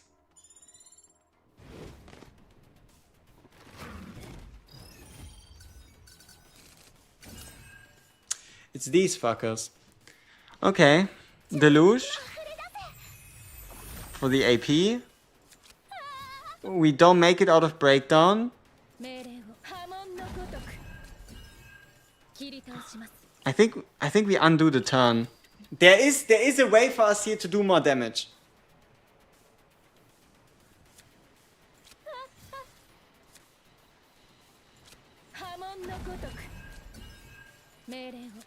Stance, cost reduction, attack,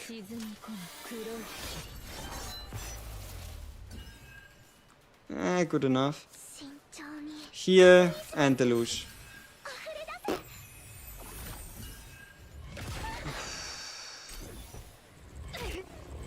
Oh, Rin is getting targeted. Oh, what kind of fucked up hand is this? That's bad. That's really bad. 251, 251, which means 502. 251 as well.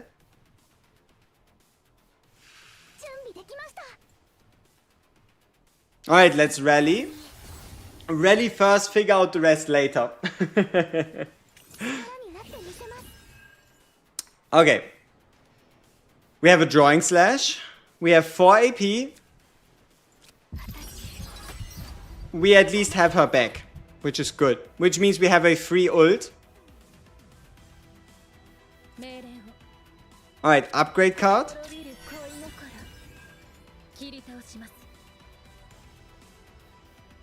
No, not upgrade card. What I recommended epiphanies for anchor shot and anchor pointer. Multi-hit, better scaling, retrieve, like anything that allows you to use as many anchor shots as possible, right? On anchor pointer, you want retrieve, either on anchor shot or on anchor pointer, both are perfectly fine. And for anchor shot, you want either the scaling, you use more anchors, you do more damage, or the combo, or the returns on crit. But for the return on crit, you need the crit set as well as the crit main stat. Alright. So, let's undo what we just did. Reduce the cost of everything. We crit. We need to kill these guys as fast as possible. Preferably one of them has to die. But they have, I think, 3 stacks of invulnerability. So we're kind of in big trouble here.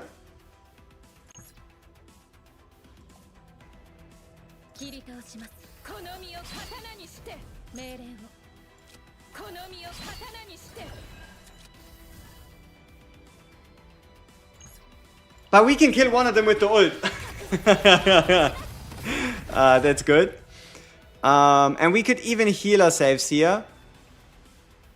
Is that worth it? Probably not for now. Alright. What is this? Negative damage. That's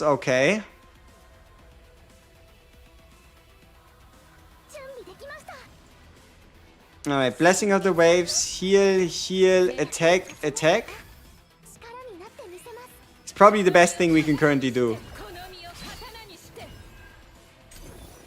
Is he gonna evolve? He is. Okay, 2100 damage is what we need to do. We are in a very nice situation though. He is only dealing 273 damage. Maybe we can even heal ourselves out of this situation, while potentially reducing Rin stress.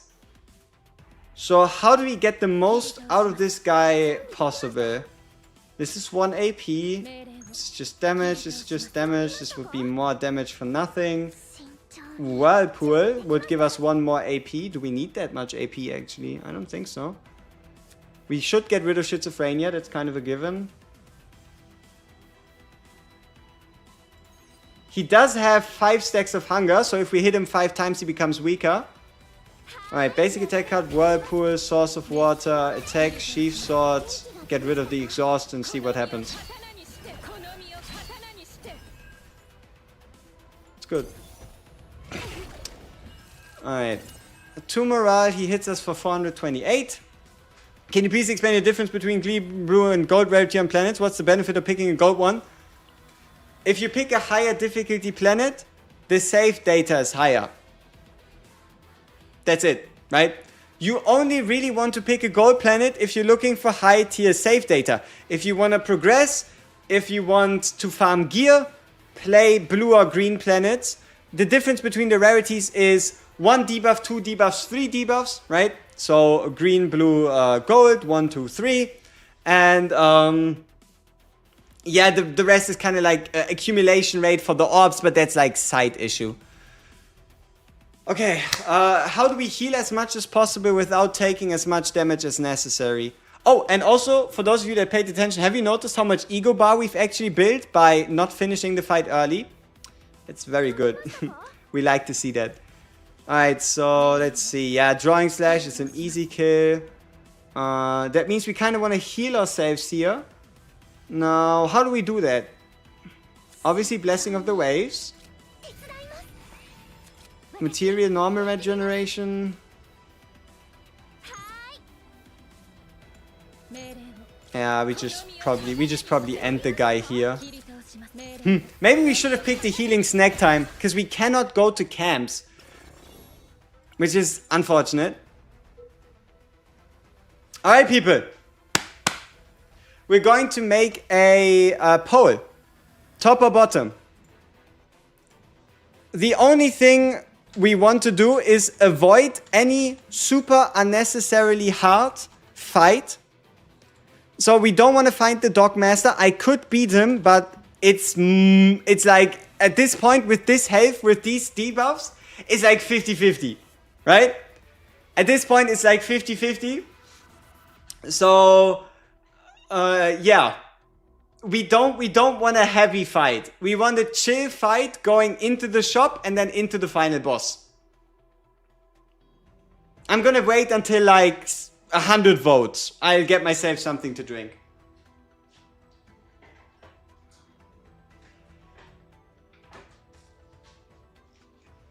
All right, let's see.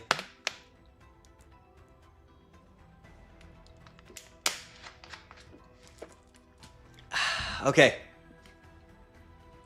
If you chose a 68 plan, will you be able to get 71 or higher in the next one? A bit luck dependent, but yes. Usually the 8s, the 9s, or the 0s provide you with the promotion planet. Okay, let's see what is the choice. Top. 71% of you are saying top. Okay. Our top event. Devoured Memories. Okay. That should be fine, I think.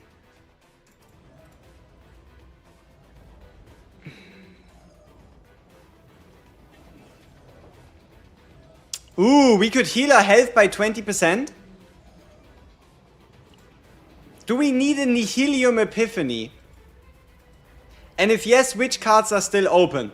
So, for those of you that don't know, if you want to know if a card can still get Epiphanied, number 1, basic attacks can never get Epiphanied. Number 2, purple cards can never get epiphanied, right? Like the perfect cards of a character, like this one. Number 3, look for the symbol. If a card already has a symbol, either like the God version or the normal one, cannot get epiphanied, which means the only open card for our Rin is Drawing Slash. So we have one open Rin card. Can anybody tell me why the fuck we have a Prismatic Schizophrenia?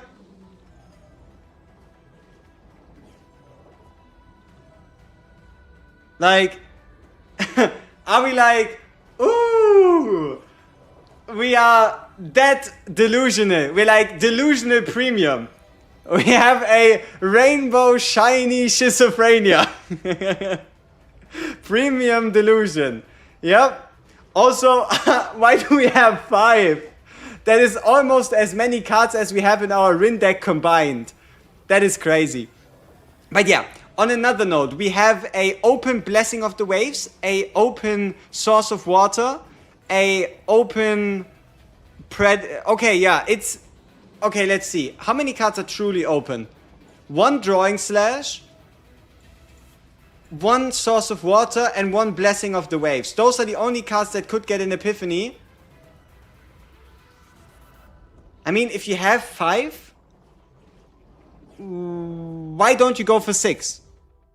Right? 6 Schizophrenia. Hey, we hit the Drawing Slash. It's unfortunately a bad one, I think. Yeah. This might be tougher to use.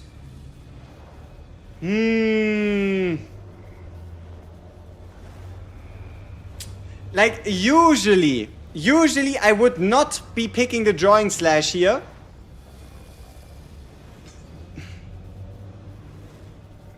But I can actually make this Drawing Slash work. If I had to pick one, I would pick this one.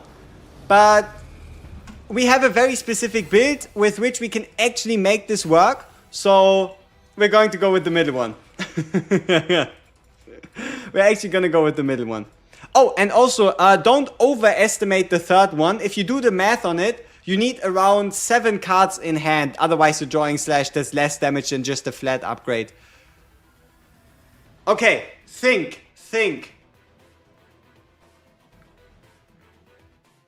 Okay, we're gonna do something a little crazy here. Oh yeah, this is the map, right? Level 79, very high, 50%. These are the debuffs. But no. Okay, so these things, right? These things actually mean something.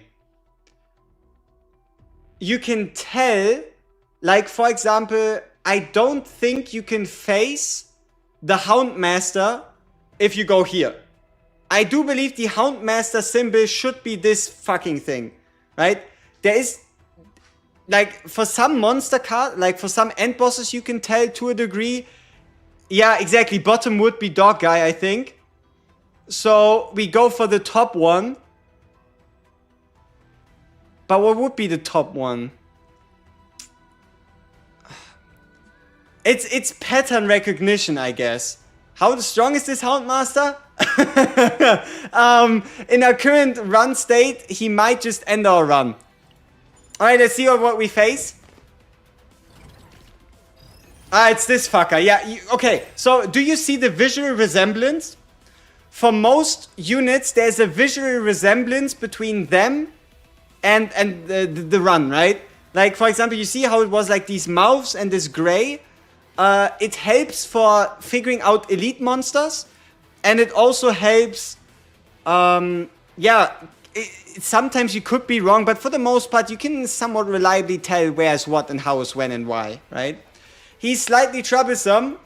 That he is. Alright, step number 1. Get the Mika ult out. Reason why is because our main damage skill does more damage the more skill cards we have in hand, right? Our main damage skill, more damage the more skill cards we have.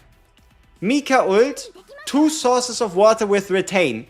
We're not gonna use them, and it's good to have them in the back pocket, kind of like a, oh, I could use them when I need to.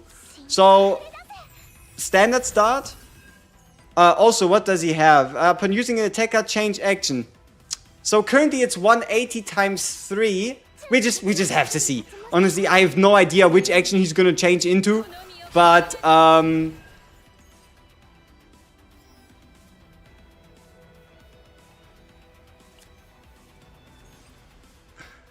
is that worse or better?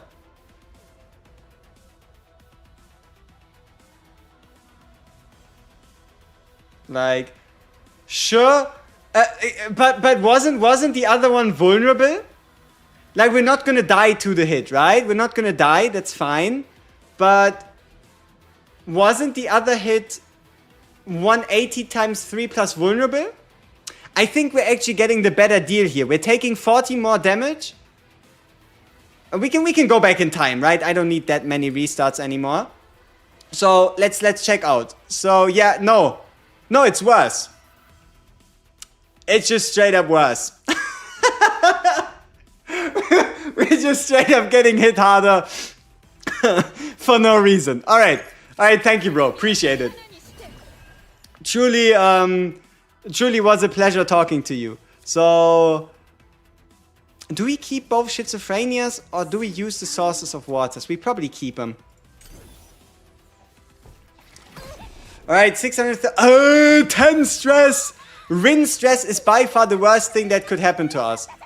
Okay. This would be good, right? If he buffs his morale, it means he doesn't hit us. Problem, we have to hit him. So, let's see what happens here, right? Let's exhaust the schizophrenia. Let's get rid of the whirlpool.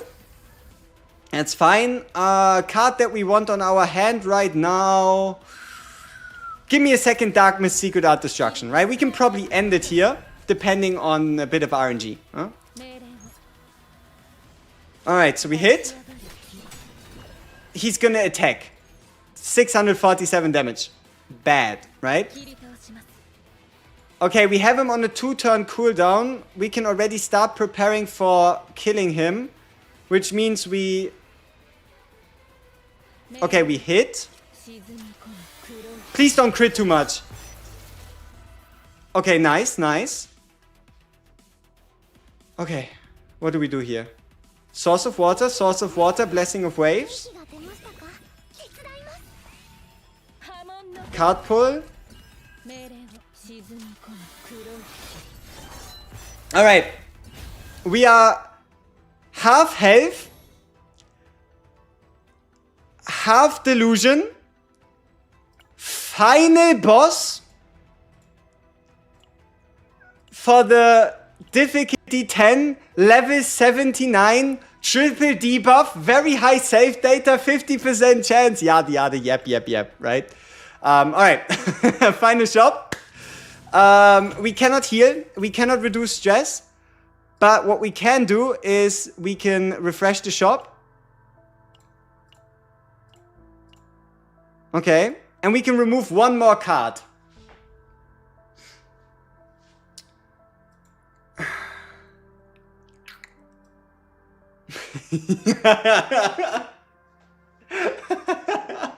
We have 6 schizophrenias and 2 rainbow ones.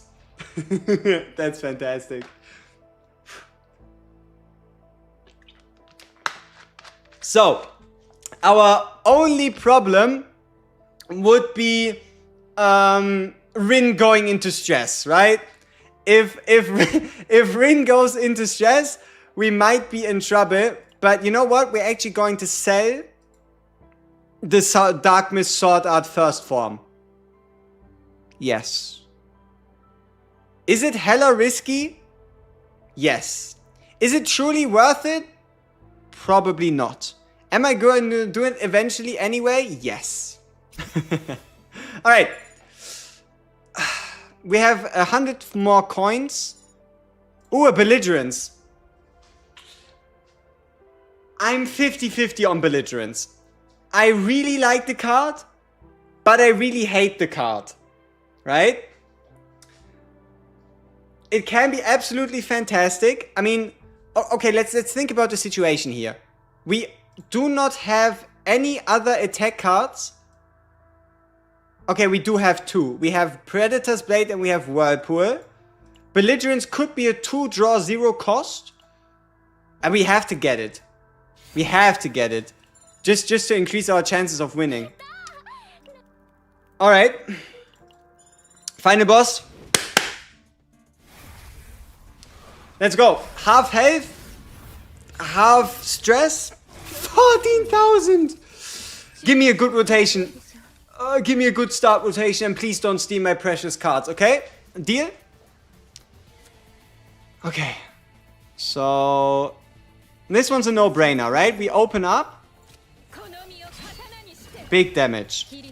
Vulnerability. Agony. Fantastic. We hit. Nice damage. We hit again. Sweet damage. 2,700 down. Couple more to go. Schizophrenia. Fuck that.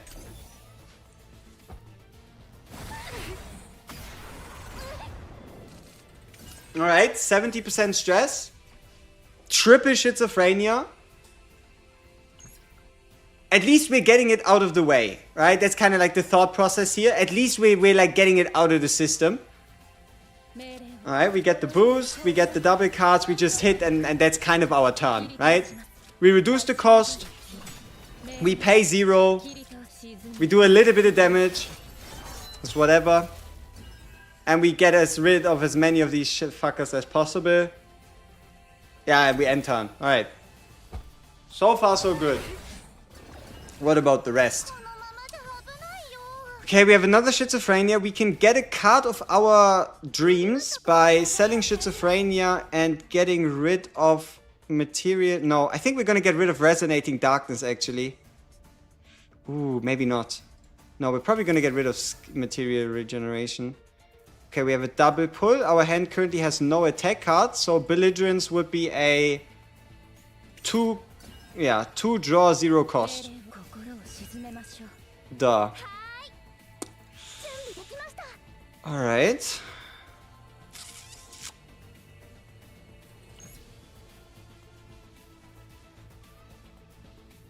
Okay, yeah. We use Ray. We get the extra AP. We have 5. We heal. We reduce some stress. Why did we not reduce Rin stress? That's that could end terribly.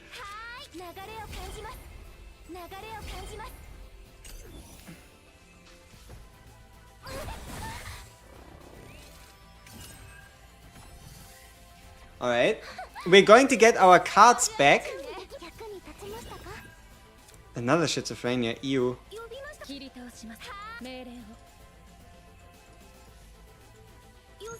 Okay. Predator's Blade for the break, for the morale. We get our card. That's a lot of she swords. Alright. Deluge.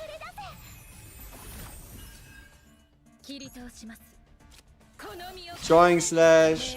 1, 2, 3, 4, 5.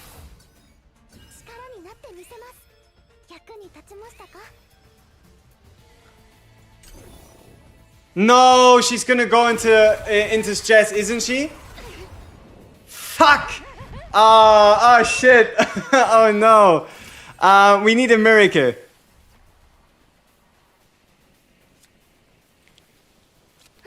No? No? Alright.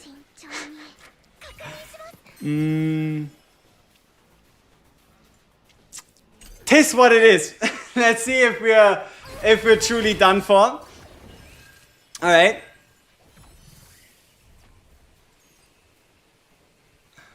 $600 damage. That's a lot. Alright, we get the rally in. So many schizophrenias.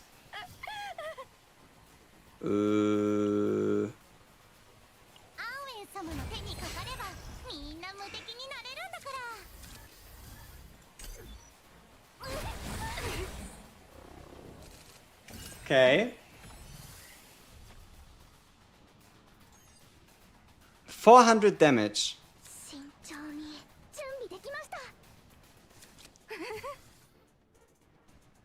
No. No. No. No. No. You do not. You do not fucking block my card. You can do that after we play it, okay?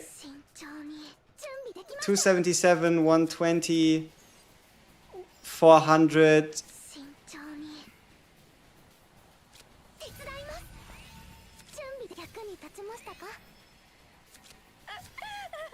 Thank you. Welcome back, Rin. We have a card on a 2 cost. We survived this turn, and we need to cook. We need to cook the next turn. Come on. We're still alive. We're still in this, people. Alright. We have 2 cards here. We can start off with the Rin ult. We're taking... this is probably the last turn. Second to last turn. Second to last turn. We have 1 turn after to kill him off due to the link break. But this is basically second to last turn. Okay. Okay. How do we play this?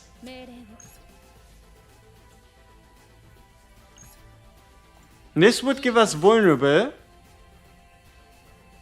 This would give us vulnerable.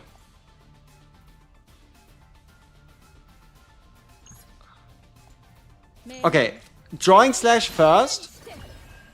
Rin ult on the vulnerable enemy.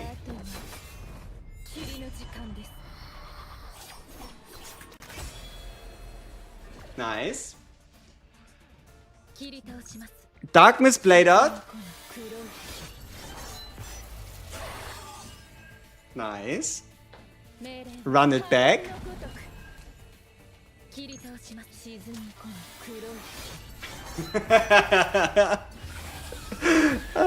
See, there you go. Wasn't even close, right? For the last like 30 minutes or so, wasn't even close. And we played that absolutely perfect.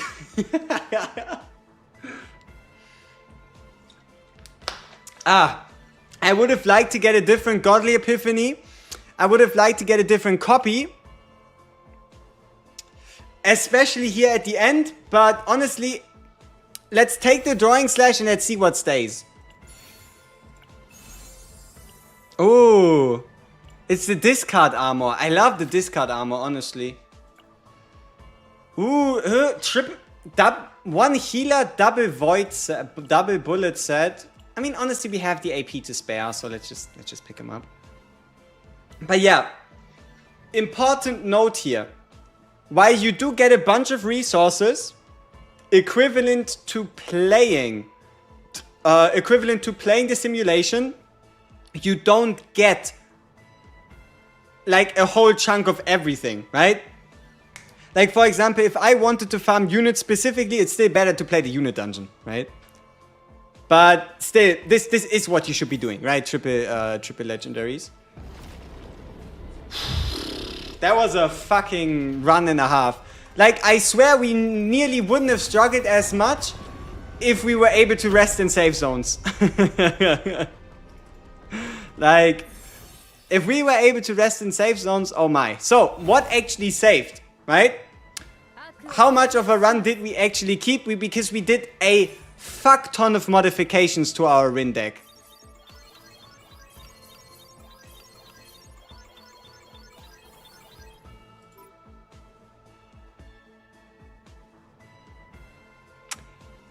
Okay.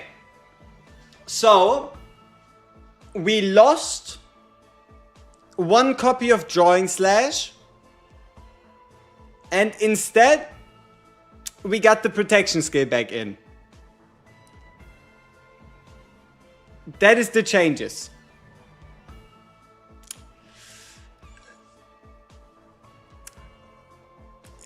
It wasn't my favorite run anyway, I guess. Is the triple drops after level 50 or does it work different? It's starting from difficulty 8 in a zero system. How did I lose the Drawing Slash?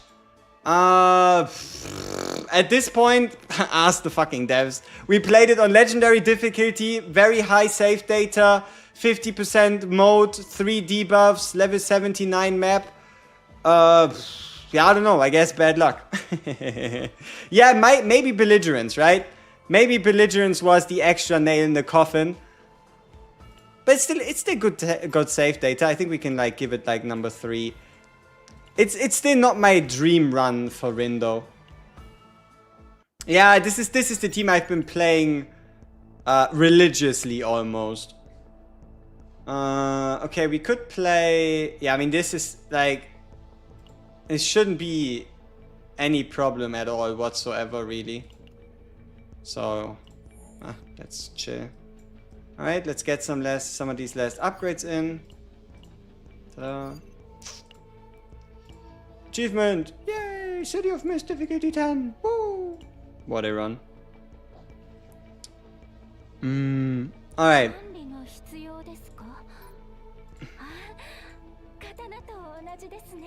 Oh, I think you can see it better if we dismantle. So, 41 saved Rin save datas. That is how much I've played this team. For, let's see, how many do we have for, where are you? Ray. For Ray, we also have 41 saved datas, and for Mika, we have 47. Obviously, keep in mind, some of them have been deleted. Some of them, I don't know, some of them just been deleted, or I didn't want to recover from them, but hey, good stuff. But yeah, no, my current favorite is probably this one still. This one is a run I did. You can see the date, right? I legit did that one today. And we actually kept everything, right? So we have 4 copies of the same skill. We have a 1 AP Godly on Drawing Slash. One of my only gripes here is the fact that this one is not the cost reduction one. I don't understand how it works. Just because terabytes are high doesn't mean it's a good save. Like, people, look at this save. Would you say this save is worth 28,000? Like, be honest about it. Look at what's in this damn save.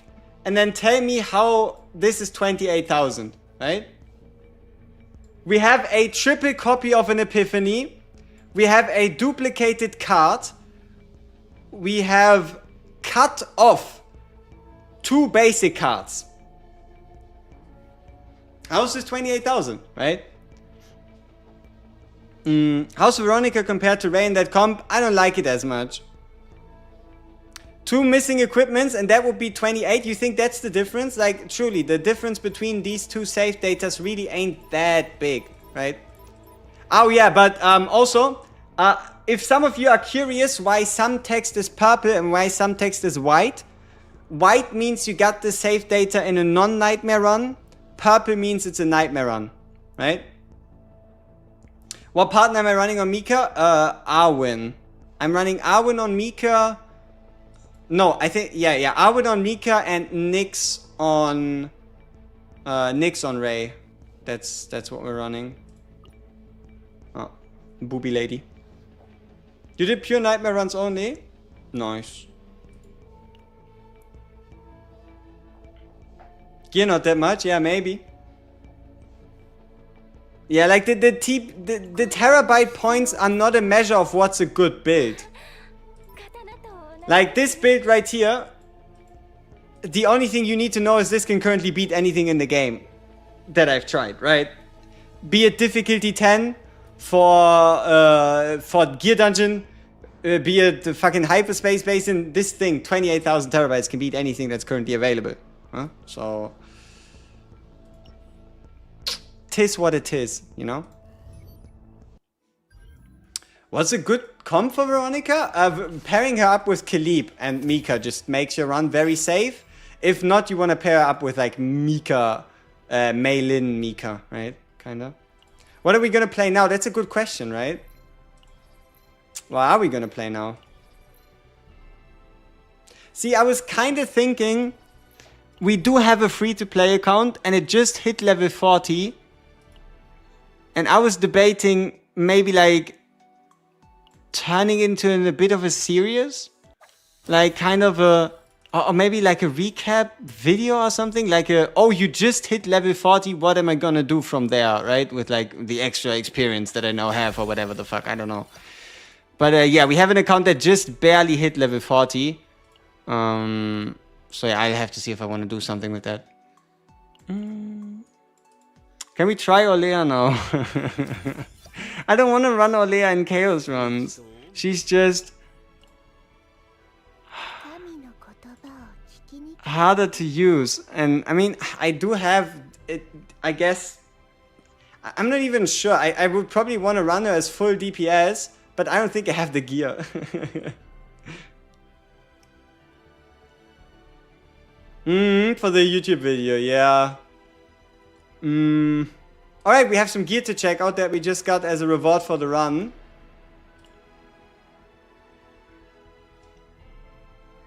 What is this, right? What am I gonna do with this? Healer, I mean, honestly, you know what? This isn't even all that bad.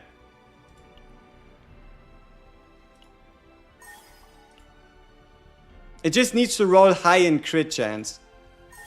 Forget about it. Forget about it. Is it possible to stack sets? You can't stack the same set. Alright, attack percent. And attack percent again. Luckily, we already have this one.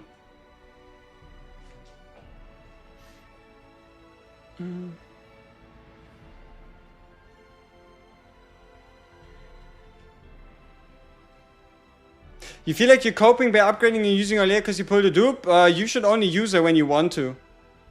It's not even fully upgraded, right? It goes to 27%. So terabytes don't affect the bit? No. Terabytes don't make a difference. Low terabyte, high terabyte is unimportant. Important is what kind of cards do you have.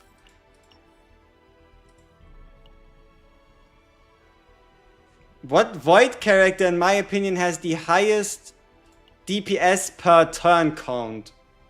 I mean, I feel like we are able to at least judge it somewhat fairly.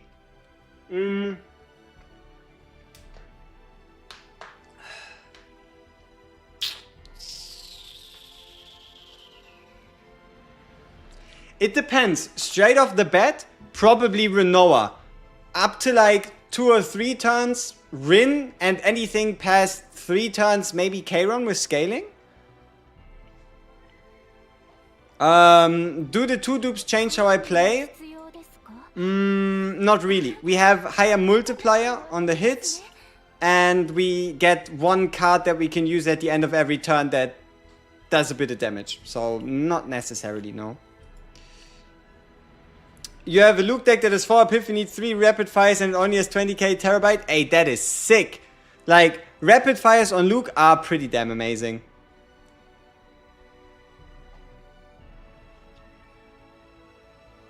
How many dupes do I have of each character? A couple. Like, for Olea and Veronica, I have 2. For everybody else, besides Luke and Magna, I have 1. Right? So we have double Rin, double Olea, double Veronica. Everybody else you see here has 1 copy, and Luke and Magna have no copies. That's what I have.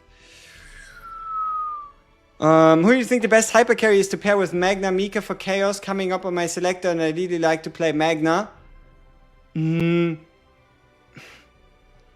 You know, I've seen people find success with Nia Tressa Magna, like up until Chaos here, City of Mist difficulty 10. You got your Olea team to difficulty 10? Hey! Are we a spender? On this account, yes. Do we have a free-to-play account as well? Yes. E6 Emir? Yep. It's an interesting one. Yo, Sir Capsulot. If you aren't capping, depends on your name. Do you care to share some of your Olea builds or like directions you like to take her into? Like, if it's not too much to ask, would you be so kind? Because the chat is very curious about Olea. Like, I swear, every time they see I have Olea level 50, they always want to know. So, if you would be so kind as to share the team you were running with, Olea, and maybe like a couple of the save datas you were aiming for, that'd be very fantastic. If not, obviously no pressure whatsoever. But Olea to difficulty 10 just seems pretty damn sweet. Do we have info on the upcoming raid ups? Nothing official, just leaks. Nothing official. Olea being outshone by Mika's crazy work. True. Vanessa? You mean Veronica? I have written Karen was wondering if she can be played with one of them as a sub DPS or just make a team for her as main DPS. I think Veronica, right, instead of Vanessa? Yeah, you can run Veronica Rin, you can run Veronica Kron, absolutely. 100% no YouTube content on Olea? True. Mika is correct? Yes, yes, she is. You heard? Level 10 is Khalid Veronica Mika? Maylin Veronica Mika can also go 10, right? Why does Luke do 0 damage? Okay, what could be the reasons why your Luke is doing 0 damage? Number 1, you don't have a crit percent main stat piece on him, right? Number 1, you don't have crit percent main stat. That could be one of the reasons why he's doing no damage. Reason number 2, you do not clone your rapid fires. The more rapid fires you clone, the more damage you deal. Number 3, you don't pick retrieve rapid fire. Number 4, I don't know, let's see, what else could you be doing differently? You don't have his potential. That gives bullet to the single shot card. I don't know. Let's see. You haven't yet made it to the crit chance proficiency. Oh, and the easiest of them all, you don't have 2 copies. Yeah, retrieve fire, rapid fire would only be the second best one. I really like retrieve rapid fire, especially like if you could aim for the extra AP, like, oh my, huh? Probably this one, huh, for more bullets. But I feel like retrieve rapid fire, especially if you can get like a cost reduction or AP one that just allows you to fucking shoot bullets for free, especially you can use the skill twice, have it in the hand multiple times, and then all of a sudden you have as many bullets as you need, no?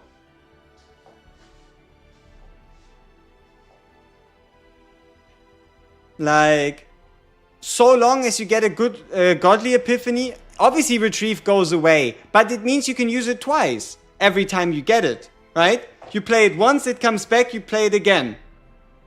Next time you pull it, you play it once, it comes back, you play it again. Yeah, but it is 2 uses. So obviously this one costs 2, but that should be the same with Khalib's Vulture Launcher. What do you mean retrieve doesn't come back? Wait, no, not this one. Shouldn't you be gaining like Great Sword Aquila retrieve? Shouldn't this also come back when you pull it again? I mean, I guess it depends, right? But also, if you have like multiple of the retrieve copies, I don't think it makes too much difference. Yeah, I know retrieve 3, but what I wonder is, does it get retrieve refreshed? I never really bothered looking into it that much. I gotta be honest with you here. Does retrieve get refreshed?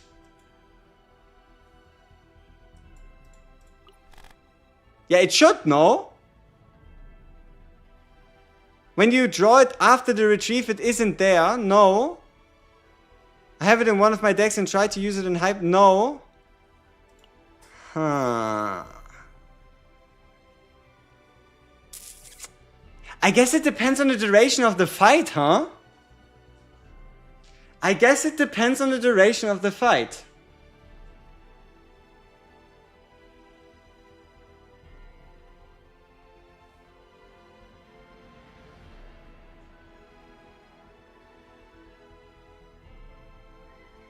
But yeah, obviously if it doesn't refresh and it's a longer fight and you can't end it, right? It's good in Chaos runs but not good in hyperspace. I guess depends on the damage output, right?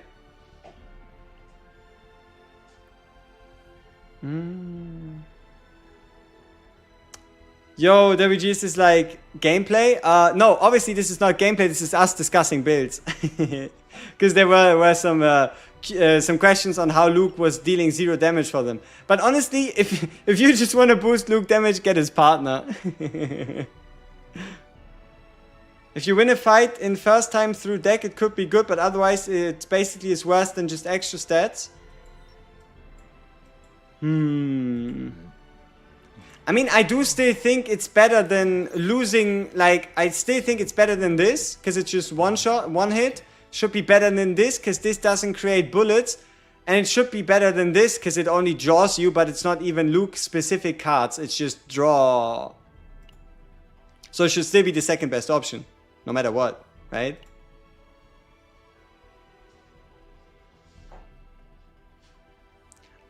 Do you want crit chance main stat plus crit damage stat on almost all DPSs?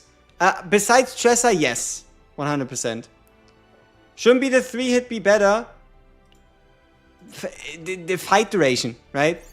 As some others also have said, right? This would then be second best, right? With this one being the best. But, fight duration.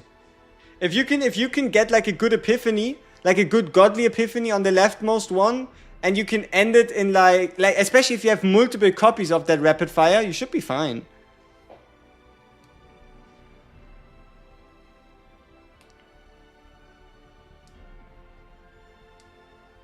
You clear div 10 with it? Sweet. Ray will boost Luke's damage to very good numbers even. Yeah, but the problem is with Ray Luke, you're kind of a little limited on the cards that actually work, right? Because sure, you can deck search. You can't deck search, right? Because it's not a void card, so you can only draw. You can only boost the damage of rapid fire. Otherwise, the only bullet damage boost is this one. Again, no void cards, right? This one, half effect. It depends on how hard you hit with like the demon dance and stuff, right?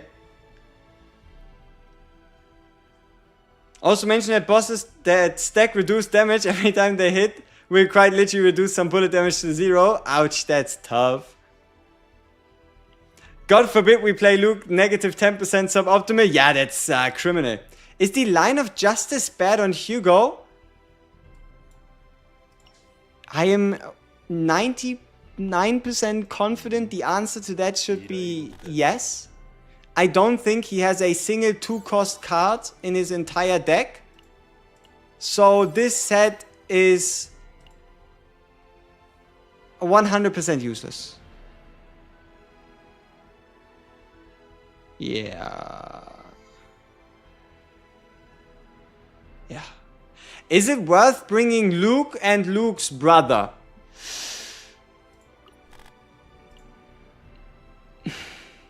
If you can get a whole bunch of bullets and you can get a lot of attack on Luke, because these extra hits should stack up.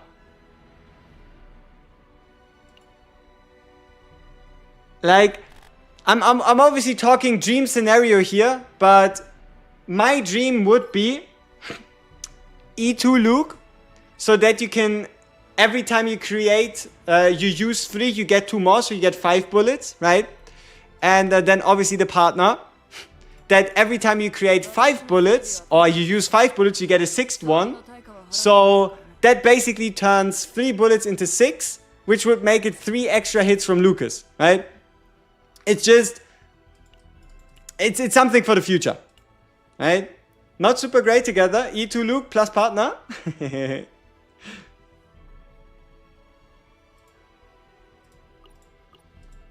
I mean, Janet should be a no-brainer, no? Like, extra crit chance, extra bullet creation damage, an extra handgun bullet every 5 bullets. Where should you use crystals? Premium banner only. So, you either like Haru and you summon for Haru, or you don't like Haru and you save.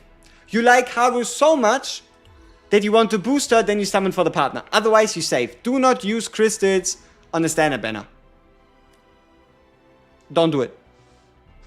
Oh yeah, who wants to see some summons? I think everybody wants to see some summons, right? We can do 30 summons for our free-to-play that just hit level 40. So we might as well do some summons. Should you go for Haru M1 or M2? Only if you're a spender. And only if you like Haru gameplay. If you don't like Haru gameplay, then save. Yeah, but the card is really good. I mean, a card, the 25% crit chance becomes kind of redundant, right? His character skill. And I think the passive crit chance might just have more of a point, especially if you get better gear, right? Haru M2 is pretty insane. It is pretty sweet. So, if you're wondering, yes, we haven't summoned since getting a character here. So that's why we're on 10,000, right? This is free to play, whatever. We're waiting for the next character. Alright,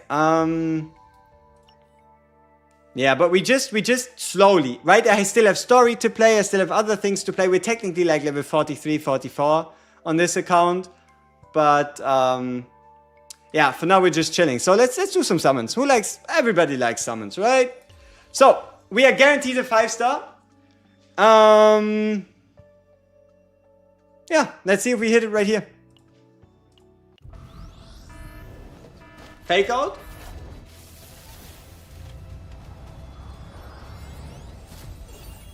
Nope. Hey, Mika copy. Nice, we take that. And a burger girl. Sweet. Alright, I need to see some guesses. What do you think? Which is gonna be our 5-star? We are guaranteed one.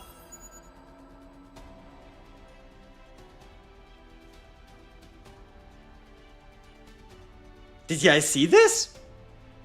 Was that non-flicker? No ship signal? So this is a true fake out? I mean, it has to be in there, right? It has to be in there. Let's see, okay. We see some Lukes, Renoas, Orleas, Renoas, Lukes, Chaerons.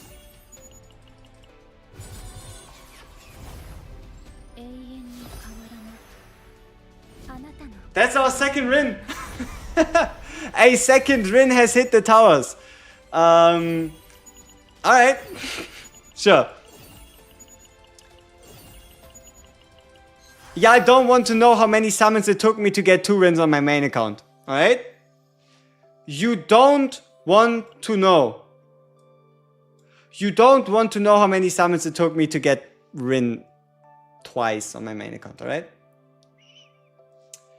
Alright, we have 20 more, no, we have 10 more summons. Come on, can we hit again? Maybe. Maybe. Everything's possible, right?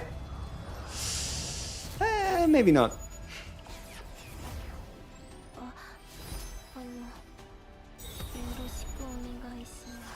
It's a new partner. Another Mika.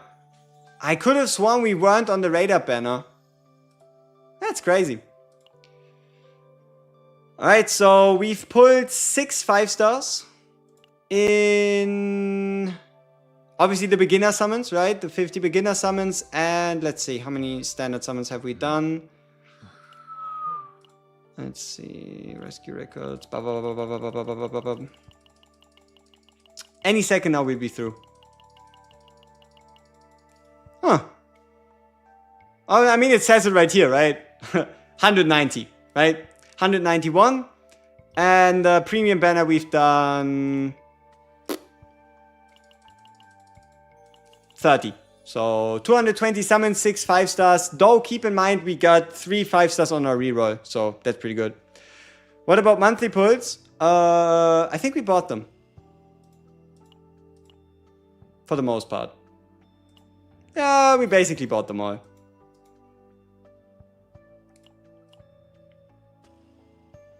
Your Mikas makes imprinted. Hey. Hi, how are you? I hope you're doing well. Hope you continue to have success in the game with your channel. Hey, Everlinks Clover, appreciate it. Thank you very much. Very kind. 3 on the reroll is crazy. Yes, it was pretty good. But we also, I think, it took us like 5 accounts, I guess, right? What are we doing here? How many Mikas do I already have? God damn it. 5? Tis a lot of Mikas. That's a lot of Mikas.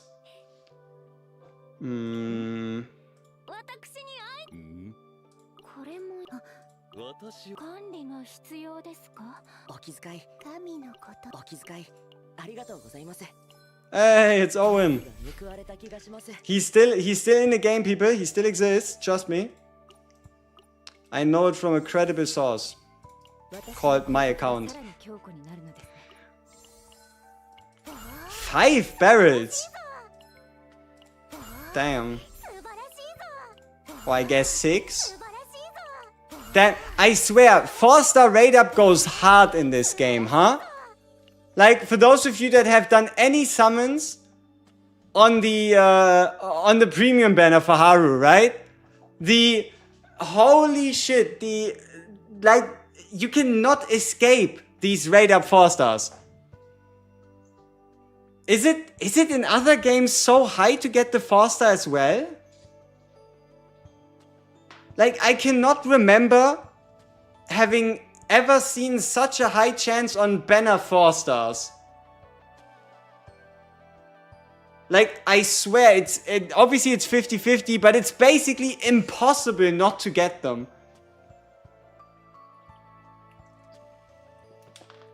If I had to pick between Nia and Ray early game, if yes, which one? If you're playing a Void DPS, like Renoa, Kayron, Rin, level Ray. If you're not playing a Void DPS, you can level Nia. Nia might be more fun, but she's also harder to learn. Ray would definitely be easier.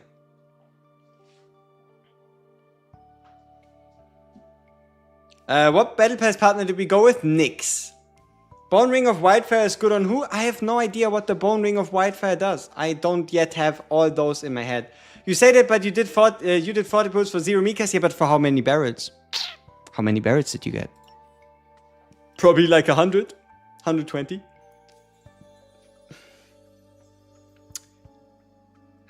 I don't know, I feel like it's a bit harder to use Malin or Luke due to the bullets and the punches usually being 0 cost. Yeah, my main Rin team comp is Rin Ray Mika. Been since launch, took us through difficulty 10 on legendary difficulty, so pretty good. How bad are 3-star partners? I mean, the 3-star hunter partner is actually pretty damn good.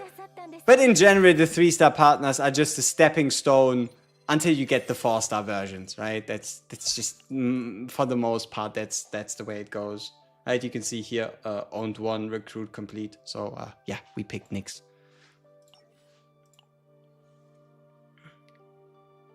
Have you tried the negotiation neutral card? Okay, so negotiation gives 2 morale to the enemy, 2 morale to yourself. So the time when you want to use negotiation is on turns when you can kill the enemy, right? Or if you're sure you're gonna hit the enemy more than he's gonna hit you. Negotiation buffs the enemy, but also buffs yourself. When using an upgrade card plus 20%, you put it on your main DPS. Because if you use the upgrade card from someone else, like Mika, here, this one, Quantum Collector. When an ally uses an upgrade card plus 20% damage, shield, healing. So, yeah, there you go. Or on turns that the enemy won't attack, true. You have 2 negotiation cards with 3 AP and more damage, sweet. What are the epiphanies? Depends, but mainly I'm looking for, like, the core is either the move Secret Art Annihilation and Black Dance epiphany, or the get 2 card epiphany. This one. 114% shield, draw 2.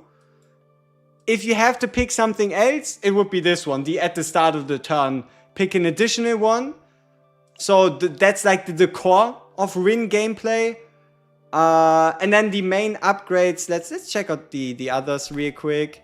Drawing slash, honestly, whatever. The only thing I don't like is this one, because it doesn't give you the stance. Any of the other 4 can be used, though usually it's between this one, and this one, with this one being a little better because it's a double hitter.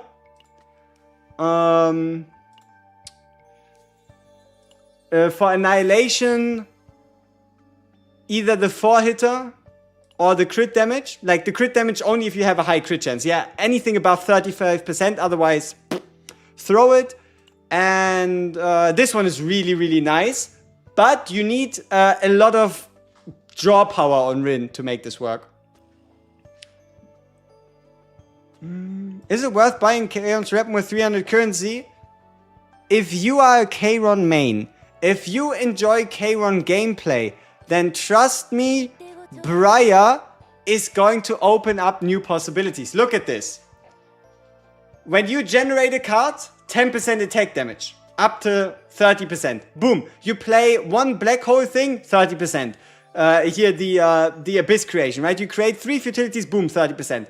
I do believe this one should also work when you have Oath of Vanity active. So basically, you always get a 55% attack card damage, right? Which is pretty huge. And then this skill, perfect for Kayrons. From the discard pile, you exhaust any status ailment cards, even transformed ones, and for every exhausted card, 10% damage. Right? Like, Briar Kayron is sweet. Very sweet. What about race epiphanies that are good for Rin?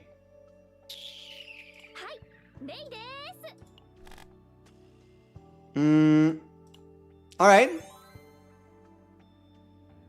This one. You might not believe me, but this one is actually good because it stays in your hand and it gives you an extra cut on the purple skill for Rin. The Strike of Darkness. The rest are kind of whatever. All of them are pretty fine. The upgrade card can work because it's not an attack. But yeah, this one is really nice. It's just an extra hit. You just keep it in hand. You never use it. Void card damage is perfect. 1 or lower is perfect. And then the 60% goes kind of hard. And this one also helps your Mika. So this one also heals your, helps healing with Mika. So all of them are pretty good. Snack time. Select 2 to exhaust, draw 2, fantastic. Select 2, select 1 void card, fantastic. Exhaust 2, not as great. Heal, draw 2, also pretty good. From the draw pile, select 1 card, exhaust and draw the same number of cards. Maybe rank the 4th best or something. And then Dark Condensation, either void card damage if you play a bunch of cards, the select, because you can select the purple card to do more damage, or the upgrade card because it permanently increases the damage for every further usage, or the 150. All of them are pretty good, honestly, I would say. Does the retain does the retain activate other combatants' basic attack and break the dark mist? No. Wanna know why? Because it always goes in this order. Mika, it goes Mika, Ray, Rin. So if you have a Mika basic, a Ray basic, and a Rin basic, you're gonna leave the stance, and then enter the stance again. Because it goes from left to right. But yeah, it would break the stance if you don't have a basic attack to go into. But it can still be really useful because you don't have to play any AP for it. Who uses the gear that is X1? Kayron, Tressa, Kalib are the only units in the game that have X cards. Do you feel like we will struggle with XP and gold at level 50? I am 48 and drained out. Oh, 100%. If you're not careful, like, there's a reason we are level 50 and I only have 1 unit on level 60, right? There's a reason for this. Why do your units wake up out of despair with 1 card sometimes? RNG. Especially if you go into the nightmare mode, playing a breakout card can either hit your own team, apply a debuff to your cards, wake the character up instantly or do nothing. Right? It's just RNG. What 5-star partner does Mei Lin use? Honestly, that's a tough one. I would like to say you're better off using Marion, because it's clearly the one made for her, right? You see how it says, like, against breakthrough enemies, and the basic cards are always weak point damage, and you get increased weakness damage. But Scarlet also goes kind of hard on her, because you can just play a bunch of Mei Lin cards in a row. So it's probably Scarlet, honestly, from like a DPS perspective. Because look at this. If a card used immediately before was from Mei Lin, extra damage. Like, think about it like you play the Create Strike card and then you play the Double Strike, boom, 30% damage. The more you play, when you then use 2 or more cards, boom, 20% more damage. So, yeah, maybe even Scarlet, honestly. There's no X monster/neutral cards. Do you know?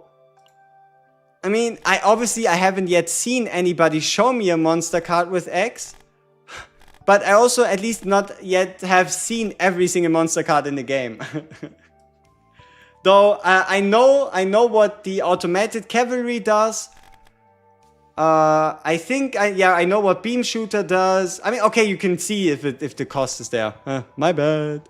No, I did say Charon. I said Charon Tressa Khalib, no?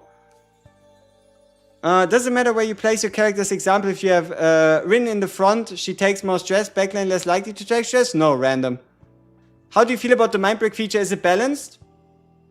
Yes. I think it's a decent addition to the fight, and it's another variable, another difficulty you need to keep in mind. I don't mind it, honestly.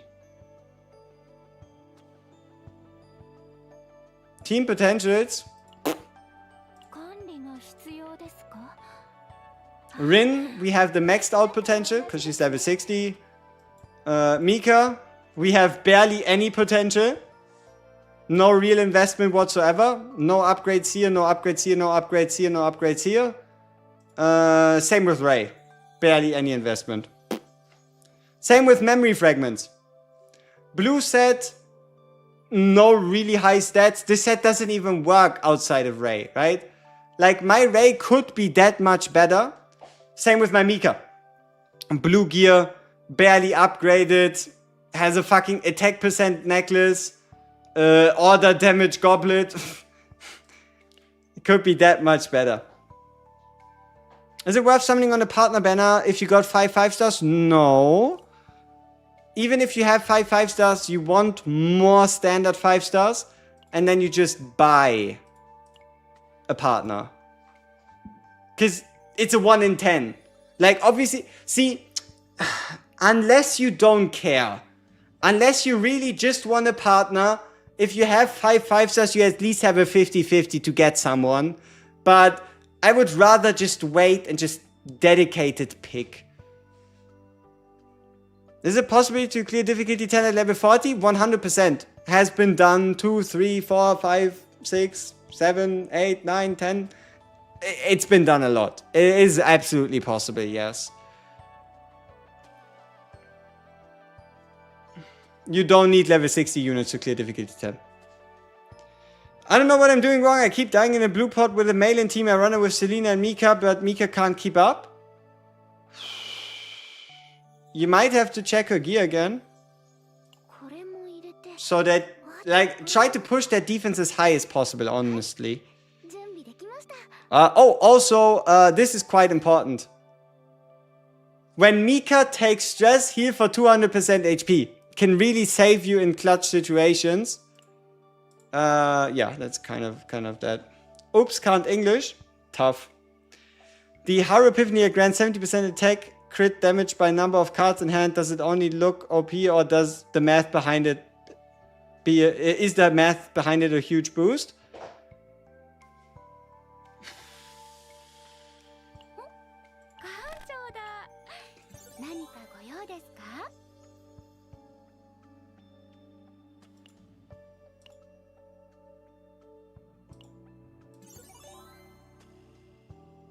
Are you talking about this one? Ah, charge energy.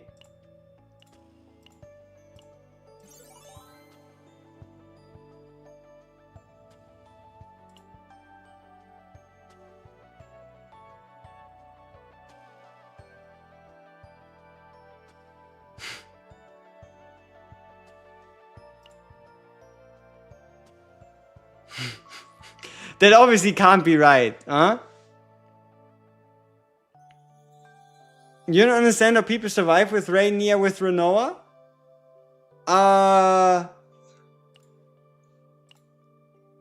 Look at this. Let's see. No, that's the shuffle bonus. At the start of battle, gain 4 rhythm boosts whenever a shuffle occurs. Heal 40%. That could help. But no, it might just be a really high defense Ray. Whenever Ray uses an attack card, heal for 120. And then potentially, obviously, the healing on these like sub cards, I guess.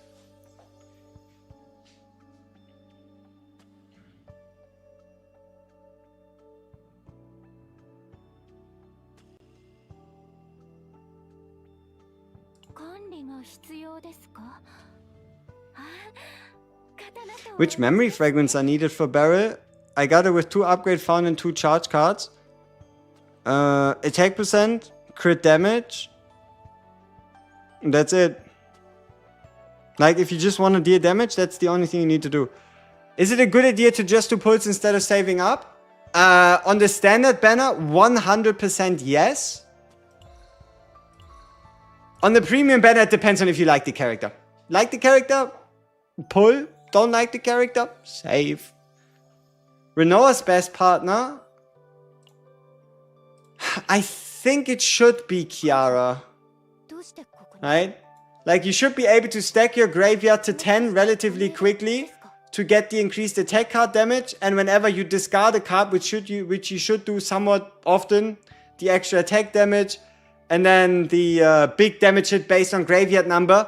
But I think, honestly, the synergy there isn't that crazy.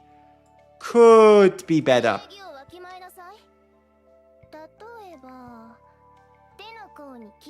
Serethea is just standard base stats.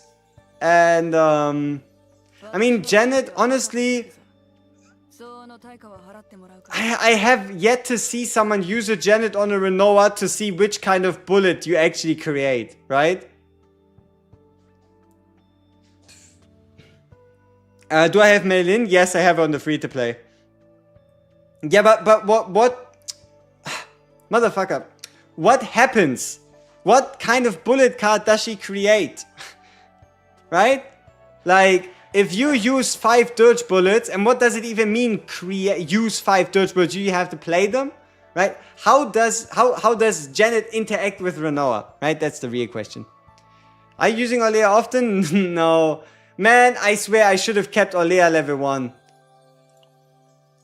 One of the main reasons I leveled her is because a lot of people wanted to see her, but I yet haven't found the time to truly justify it, huh? It's because she's up here that everybody asks about her, huh?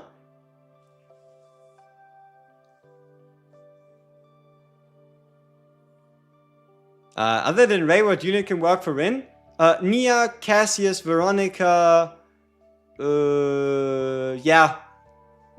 Or even Kalib, Hugo, Magna. Do you need to worry about building save data at level 30? Only if you can't clear a piece of content, right? If you can't clear a piece of content, sure you need to worry. Otherwise...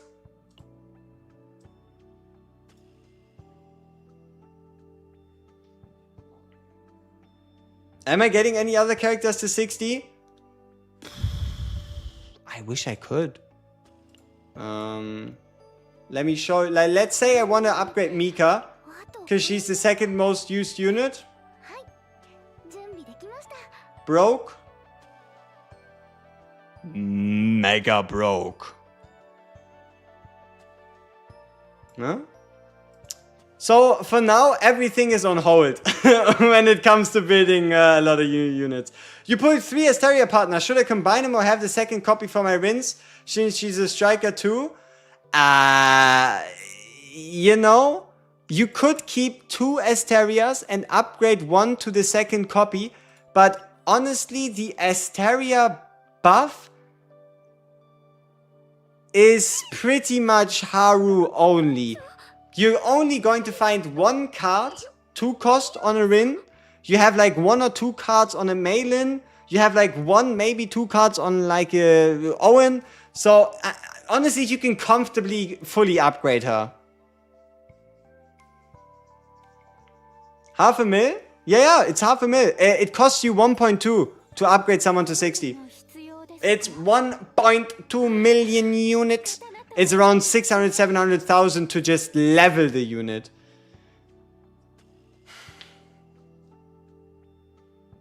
How about Olea? Outside of Chaos, yes, she can work. Inside of Chaos, I don't like it. I finished a couple runs with it. I'm not the greatest fan. Not the greatest fan.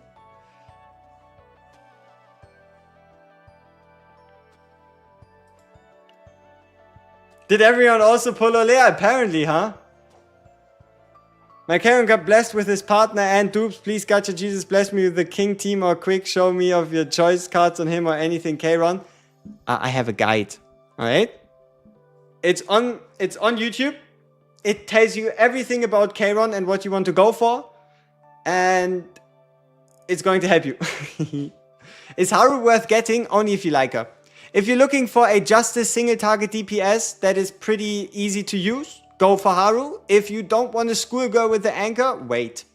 There are 2 Aleas on the free-to-play account and you're so sad. Ah, come on. Barra is also broken. Nah, she's not broken, she's just good.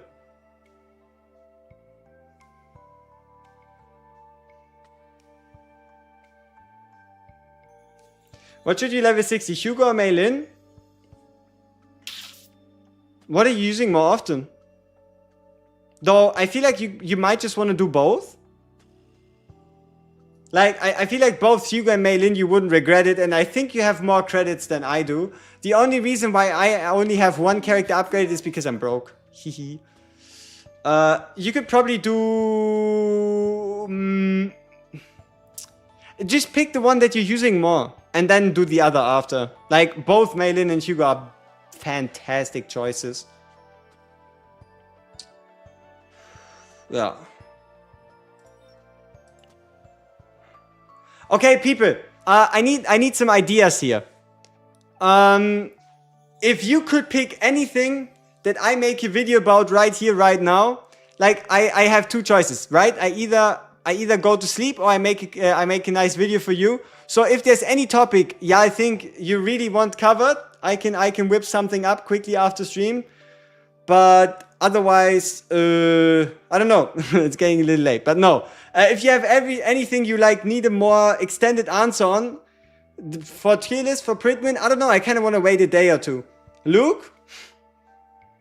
Yeah, but I don't have any footage. I don't have him leveled up. Like, I don't really just want to like talk about Luke. I want to use him. Epiphany guides. Blue, orange, divine nihilium. Partner to level 60. Character progression from start to finish. 0/chaos decision making. Difference between basic and unique cards for people like bullets, knives. Alright, sure. Alright. Strategy on clearing base, and let me actually note some of those down. Hey, gotta be sneaky about it.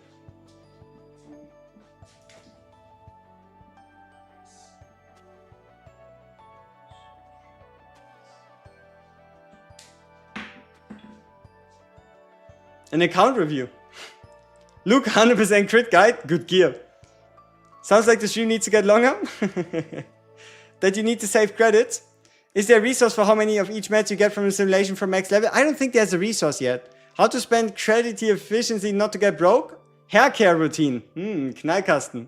Was soll denn das? Yeah. What do I think? For some of you that haven't really done a lot of refreshes, right? For some of you that are like free to play, haven't done too many refreshes, what's your level? Because I kind of want to do like a level 50 guide once a decent amount of the player base gets closer to level 50, right? There's no point warning people about level 50. There's no point being like, ooh, RE if you're like 10 levels away. So I'm kind of feeling like 2 to 3, maybe 3 to 4 days is probably a good idea.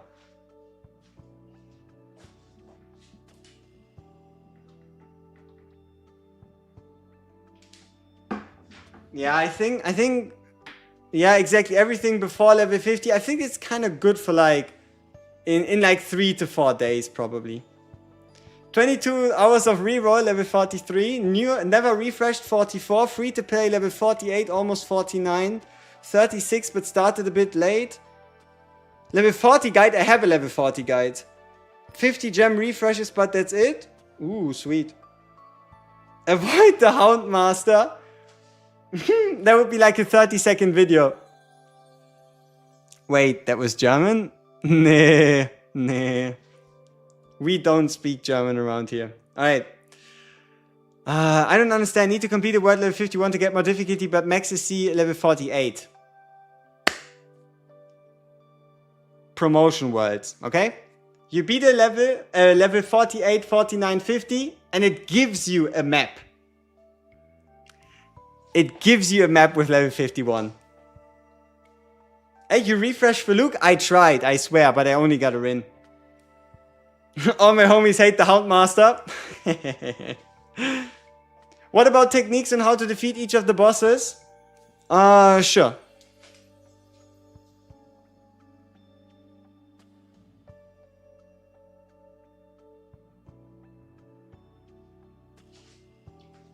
If y'all are wondering where am I going, I'm just writing it all down so I don't forget about it. Ah, there we go. We still look like a fucking vampire. Ah, there we go. We look more normal now. Maybe not. Maylin, I already kinda covered Maylin. Are we keeping Pity when the banner changes? Yes. Oh, fuck. Pity upcoming character.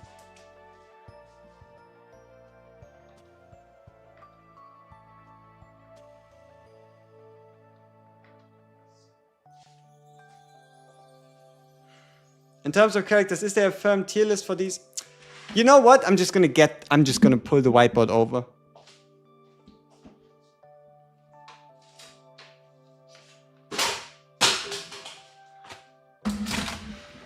Alright. We have the whiteboard now in front of me. Come on. Should be fine. So, it helps me, it helps you. If you think there's anything that you really need to see,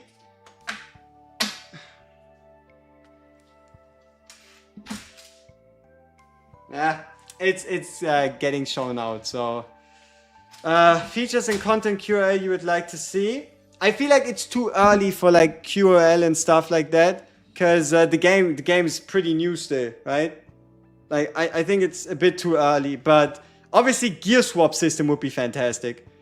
Best way to farm yellow currency. Unit guide. Where? Okay. First Planet Passion Boss. Mika build. Base. Strats. 3 to 4 days.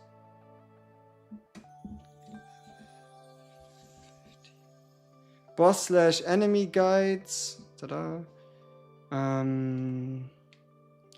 lot of people want the actually good Luke guide.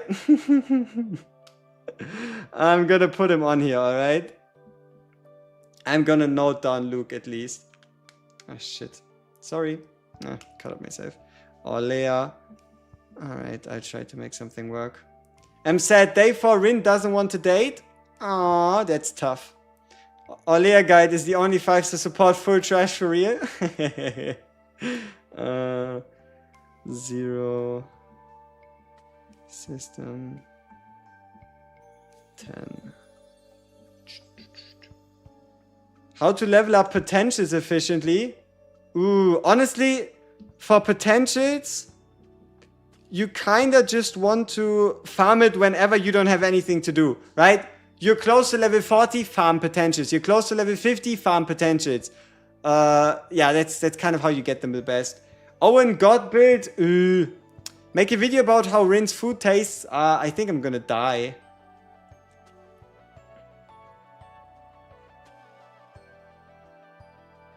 Do you know any YouTubers with good loot guides? I don't think anybody made any proper ones. Or that really liked Luke? Man, I wanted to be a Luke main, I swear. But he didn't want to come home in any of my rerolls day 1 or day 2. But we finally did get him. And if only I wasn't this broke, I would actually already have him higher. Like, I can see myself maining both Rin and Luke. That's probably what I'm gonna play. I mean, he's my channel icon for a reason, right? Hey, Fatcos, what's up? Partners that pair up with the most characters / best units overall? Let's write it down in tiny letters.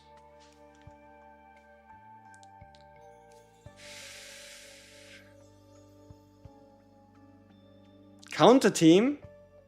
Rin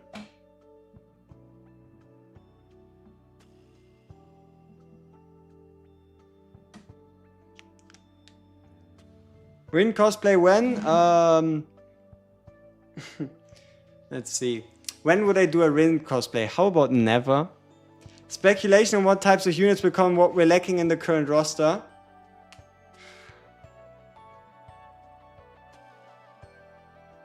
I want to give it a couple days. Before I make like new event content. But yeah, sure, I can try to gather together everything we know about the new season in one video. But I won't be doing leaks, alright? I'll only be doing things out of official sources. So dev interviews, website posts and stuff like that, right? I won't be doing any leaks because I don't like leaks when they're wrong. Counters. Is it per enemy attack or per enemy hit? I think the latter, right? Per enemy hit, yes. Best card / potential per character. At that point, I might as well make like a 4-hour video. I thought Luke is a strong character, but apparently I see no Luke anywhere. I mean, everybody just likes to give him the, oh, he's an endgame character tag, and then they don't talk about him. When will they announce new waifus? Like 3 to 4 days from now, maybe 5. Who has the most currency free to play that you have seen? What do you mean? I mean, you could probably be at like 30,000. No. You could probably be at like, I don't know, 12,000 gems. 160 standard summons and like 100 premium summons. I don't know. If you don't save anything, then if you save everything, you have a lot. Unless you meant something else.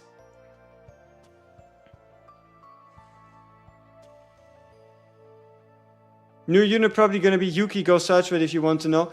I mean, I don't know the order, right? We know that Yuki, Shizuru, and the hand girl are coming, but we don't know the order. I do use Luke, he's okay, but yeah, I think he needs better gear than other carries at the moment. Maybe. You can go to Pridewin or Pridwin. They have a damage calculation guide on their website. It's a bunch of math if you want to read it. If I make a guy for Luke and his brother, you're gonna main him? Ooh. Luke really needs crit main set equipment? Absolutely. That's all he really needs.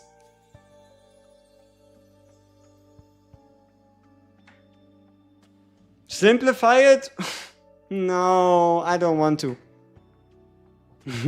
But no. Okay, I think it goes base value, potential value.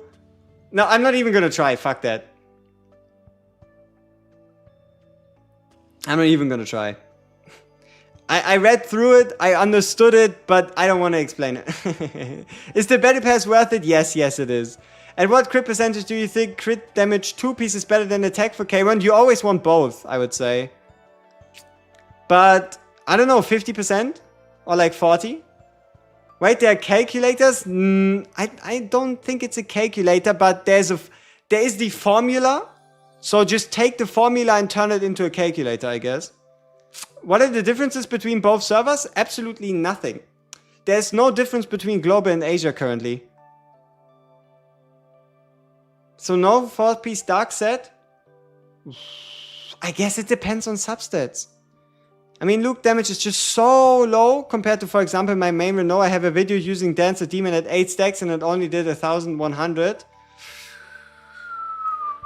Tough. Endgame tough, I need to reach level 50. Understandable. I feel like I should change my YouTube branding so you're more recognizable. I don't know, man. Like, I don't like putting my face in thumbnails. I gotta be honest with you here. I like just name, game, picture of a character from the game, and a standard banner, right? Like, I don't think we need much more than that. Or maybe I'm doing it wrong, right? Who knows?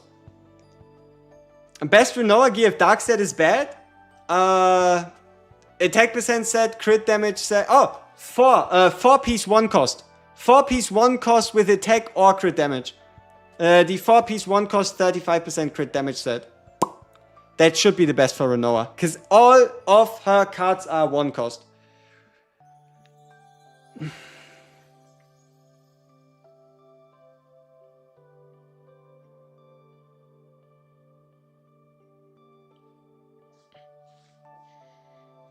Have you done a guide on how to win your Ether Chaos run? Not really. It's so broad. I don't quite even know where I would start. I don't even really know where I would start on a like full Chaos run guide. I don't know how to call you. Just use WG. Simple. 2 letters. Works. That's all you gotta do. Huh? When Renault discards all the bullets, the 1 cost set will work? Yes, because the bullets are 1 cost. You tested out the order set and the 1 cost 35% crit damage set. Turns out the 1 cost set is better for Luke. But what about the 0 cost bullets? No Mika team. That's interesting. Caesar and Jesus. Hey, whatever you want, right? I don't care. Mika team. I mean, everybody wants to know no Mika team, huh? It's crazy. Does Warguide still play War? He does. He does. He just needs to actually get off his ass. Dancer the Demon, it is a 1 cost. Yes. But bullets, man. Luke is all about shooting bullets. What if you take... Like, you cannot take bullets out of Luke. That's like taking sugar out of Coke. It doesn't work. Level 36 and farm promotion for level 40 for main team. What to do next? Make sure you do your Chaos Planets. Make sure you do... Make sure you do your Chaos Planets. Make sure you do every single source of experience in the game. And then just farm potential. Coke Zero, there's still sugar in there. Fake sugar. Also, we're playing... we are playing Chaos Zero Nightmare. Maybe it is without sugar. Who knows?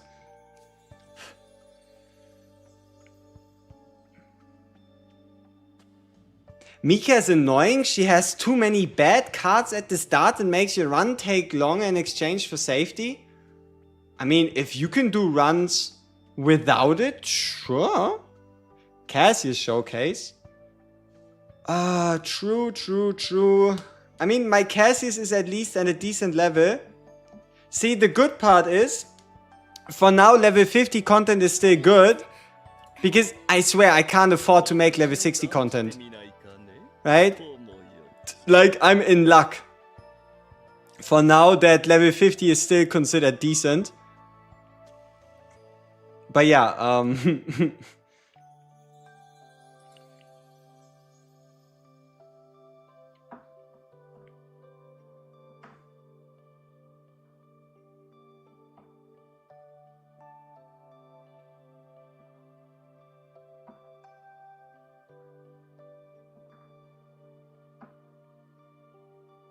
yeah, like farming potential when you're finished with promotion should be the best. Tresor build guide? I don't know, I feel like it's been done already. Sufficiently.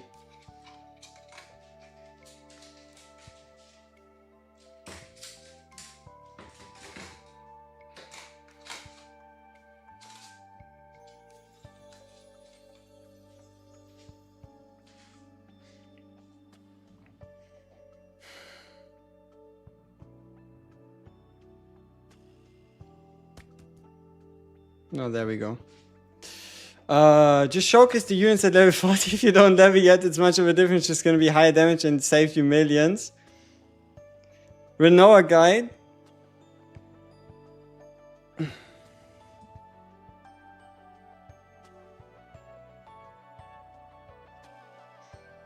I don't think farming potential is the best way. Yeah.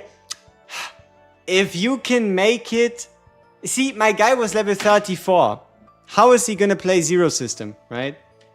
How to build gear with the black diamond material? Is that Stellar Sora? Hey, shut up! Just because Chitose and Rin look alike doesn't mean that this isn't 100% better. Alright, let me destroy some gear. Justice damage. Order damage, critical damage, health, defense, attack, passion, crit. That's at least fun. Passion we keep, defense we go, attack we go. This one's alright. Crit chance, crit damage, we have to see. Order damage we keep. Attack. Maybe we keep. Poof. Alright.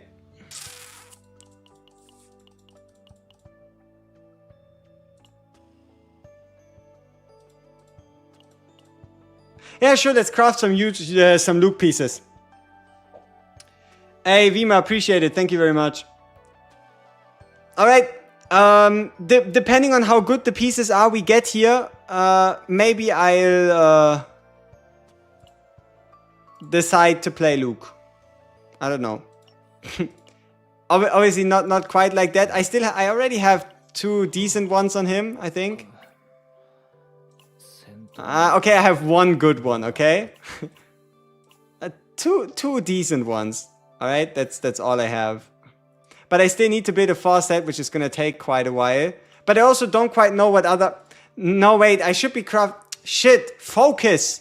Focus! I think I should be crafting crit damage set right now.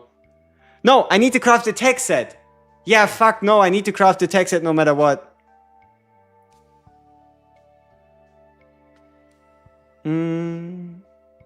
Before reaching level 40, what do you recommend to farm or do?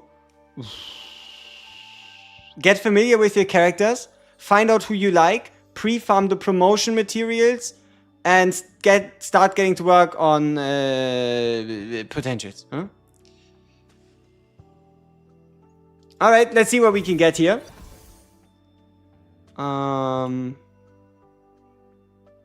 Okay. Base crit chance.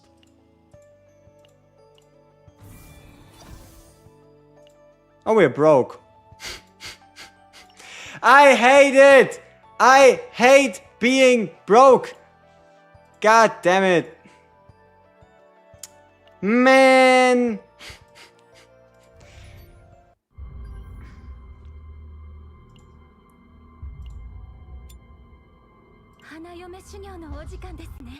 Will 2-piece crit set overshadow attack set late game?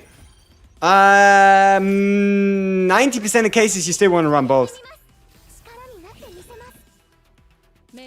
Why are you going to start to farm crit damage gear if you just reach about 40%? My Rin has 65% crit chance.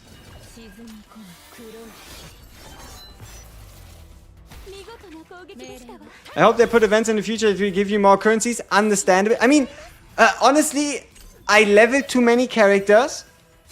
I re-rolled too many maps. I built too many partners.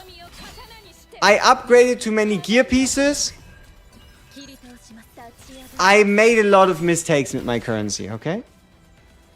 You cannot sell 3-star partners for currency. The only thing you get is 3-star partner XP. Doesn't really do much.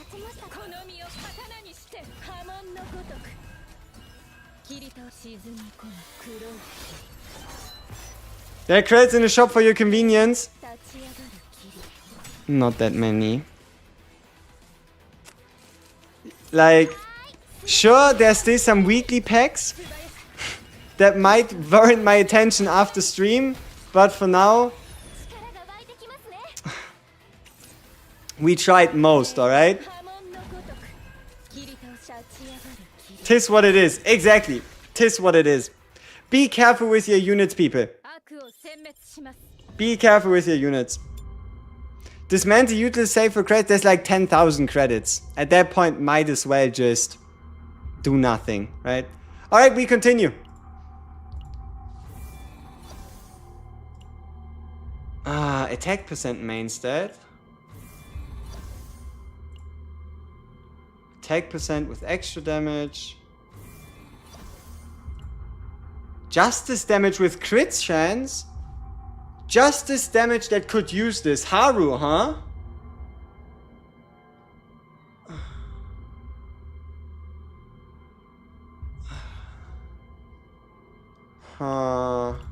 Maybe barrel as well, huh? The shop is so not worth. Yes. Desire is the goblet. Desire is the goblet. EH, HP and death is ... Yeah, could be better, could be better. Alright, let's see. Yeah, I mean, we'll roll the last stat and see what happens.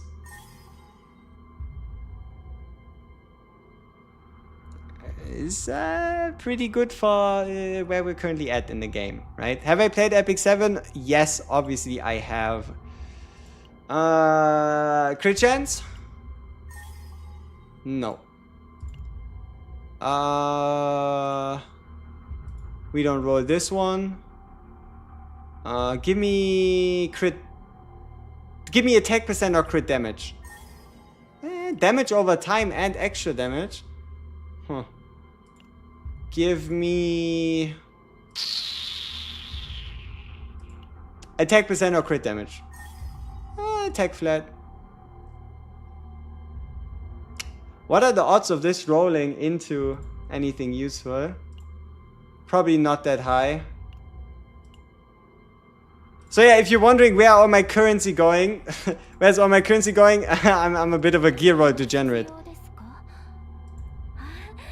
29.2 chance and 157.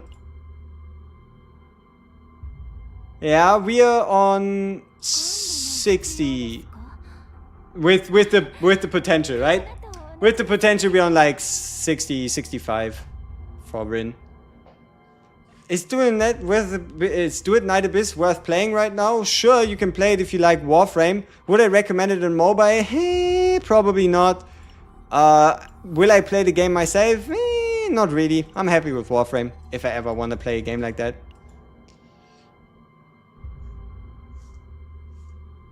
What set should you build for Rin? These two.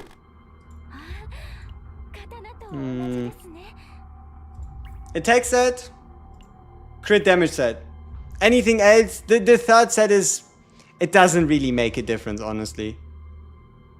Like, just make sure you have crit, you have attack, and that's kind of it. Isn't Rin a hyper carry? Yes, Rin is a hyper carry. Luke doesn't have crit chance increase in last main potential. I know, he has bullet damage increase based on crit chance, right? Hugo, Tressa, Mika can do level 10 Chaos 0? Yes, they can, absolutely. Agony said if you can easily apply it, you can't, right? I'm not running a Tressa, nor am I running most of the time gear pieces that give Agony, so I'm fine with just 2 piece. Farming a good 2-piece attack, 2 times crit damage, 2 times basic damage is probably a good idea to swap between characters, right? Yes. And you know what the fun part is? You can run the 2-piece basic set on supports as well. Right? This is kind of how a support should look with the substats, right?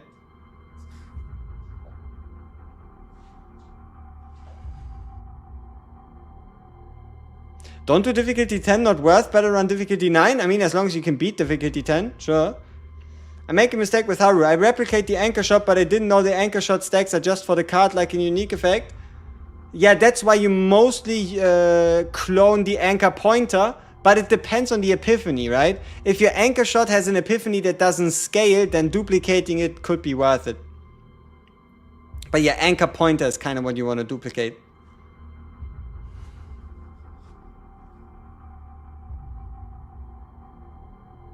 Alright people, I think that's it. Thank you all so much for joining. It's been a pleasure as always. I'll make a, you need 5 more pulls? Sweet. Is it worth pushing characters to 60 or build them first and stay in 50? Bring your main DPS to 60. Huh? So, I'll give you one more video on the channel explaining neutral cards, basic cards, and unique cards. Maybe I'll have some trivia knowledge that I want to give you. I don't know. If you haven't yet, subscription on the channel would be fantastic. Otherwise, have a beautiful day. It's been a pleasure as always. And we see each other with a stream and hopefully 1 or 2 videos tomorrow. I'll have to see. And yeah. Bye-bye.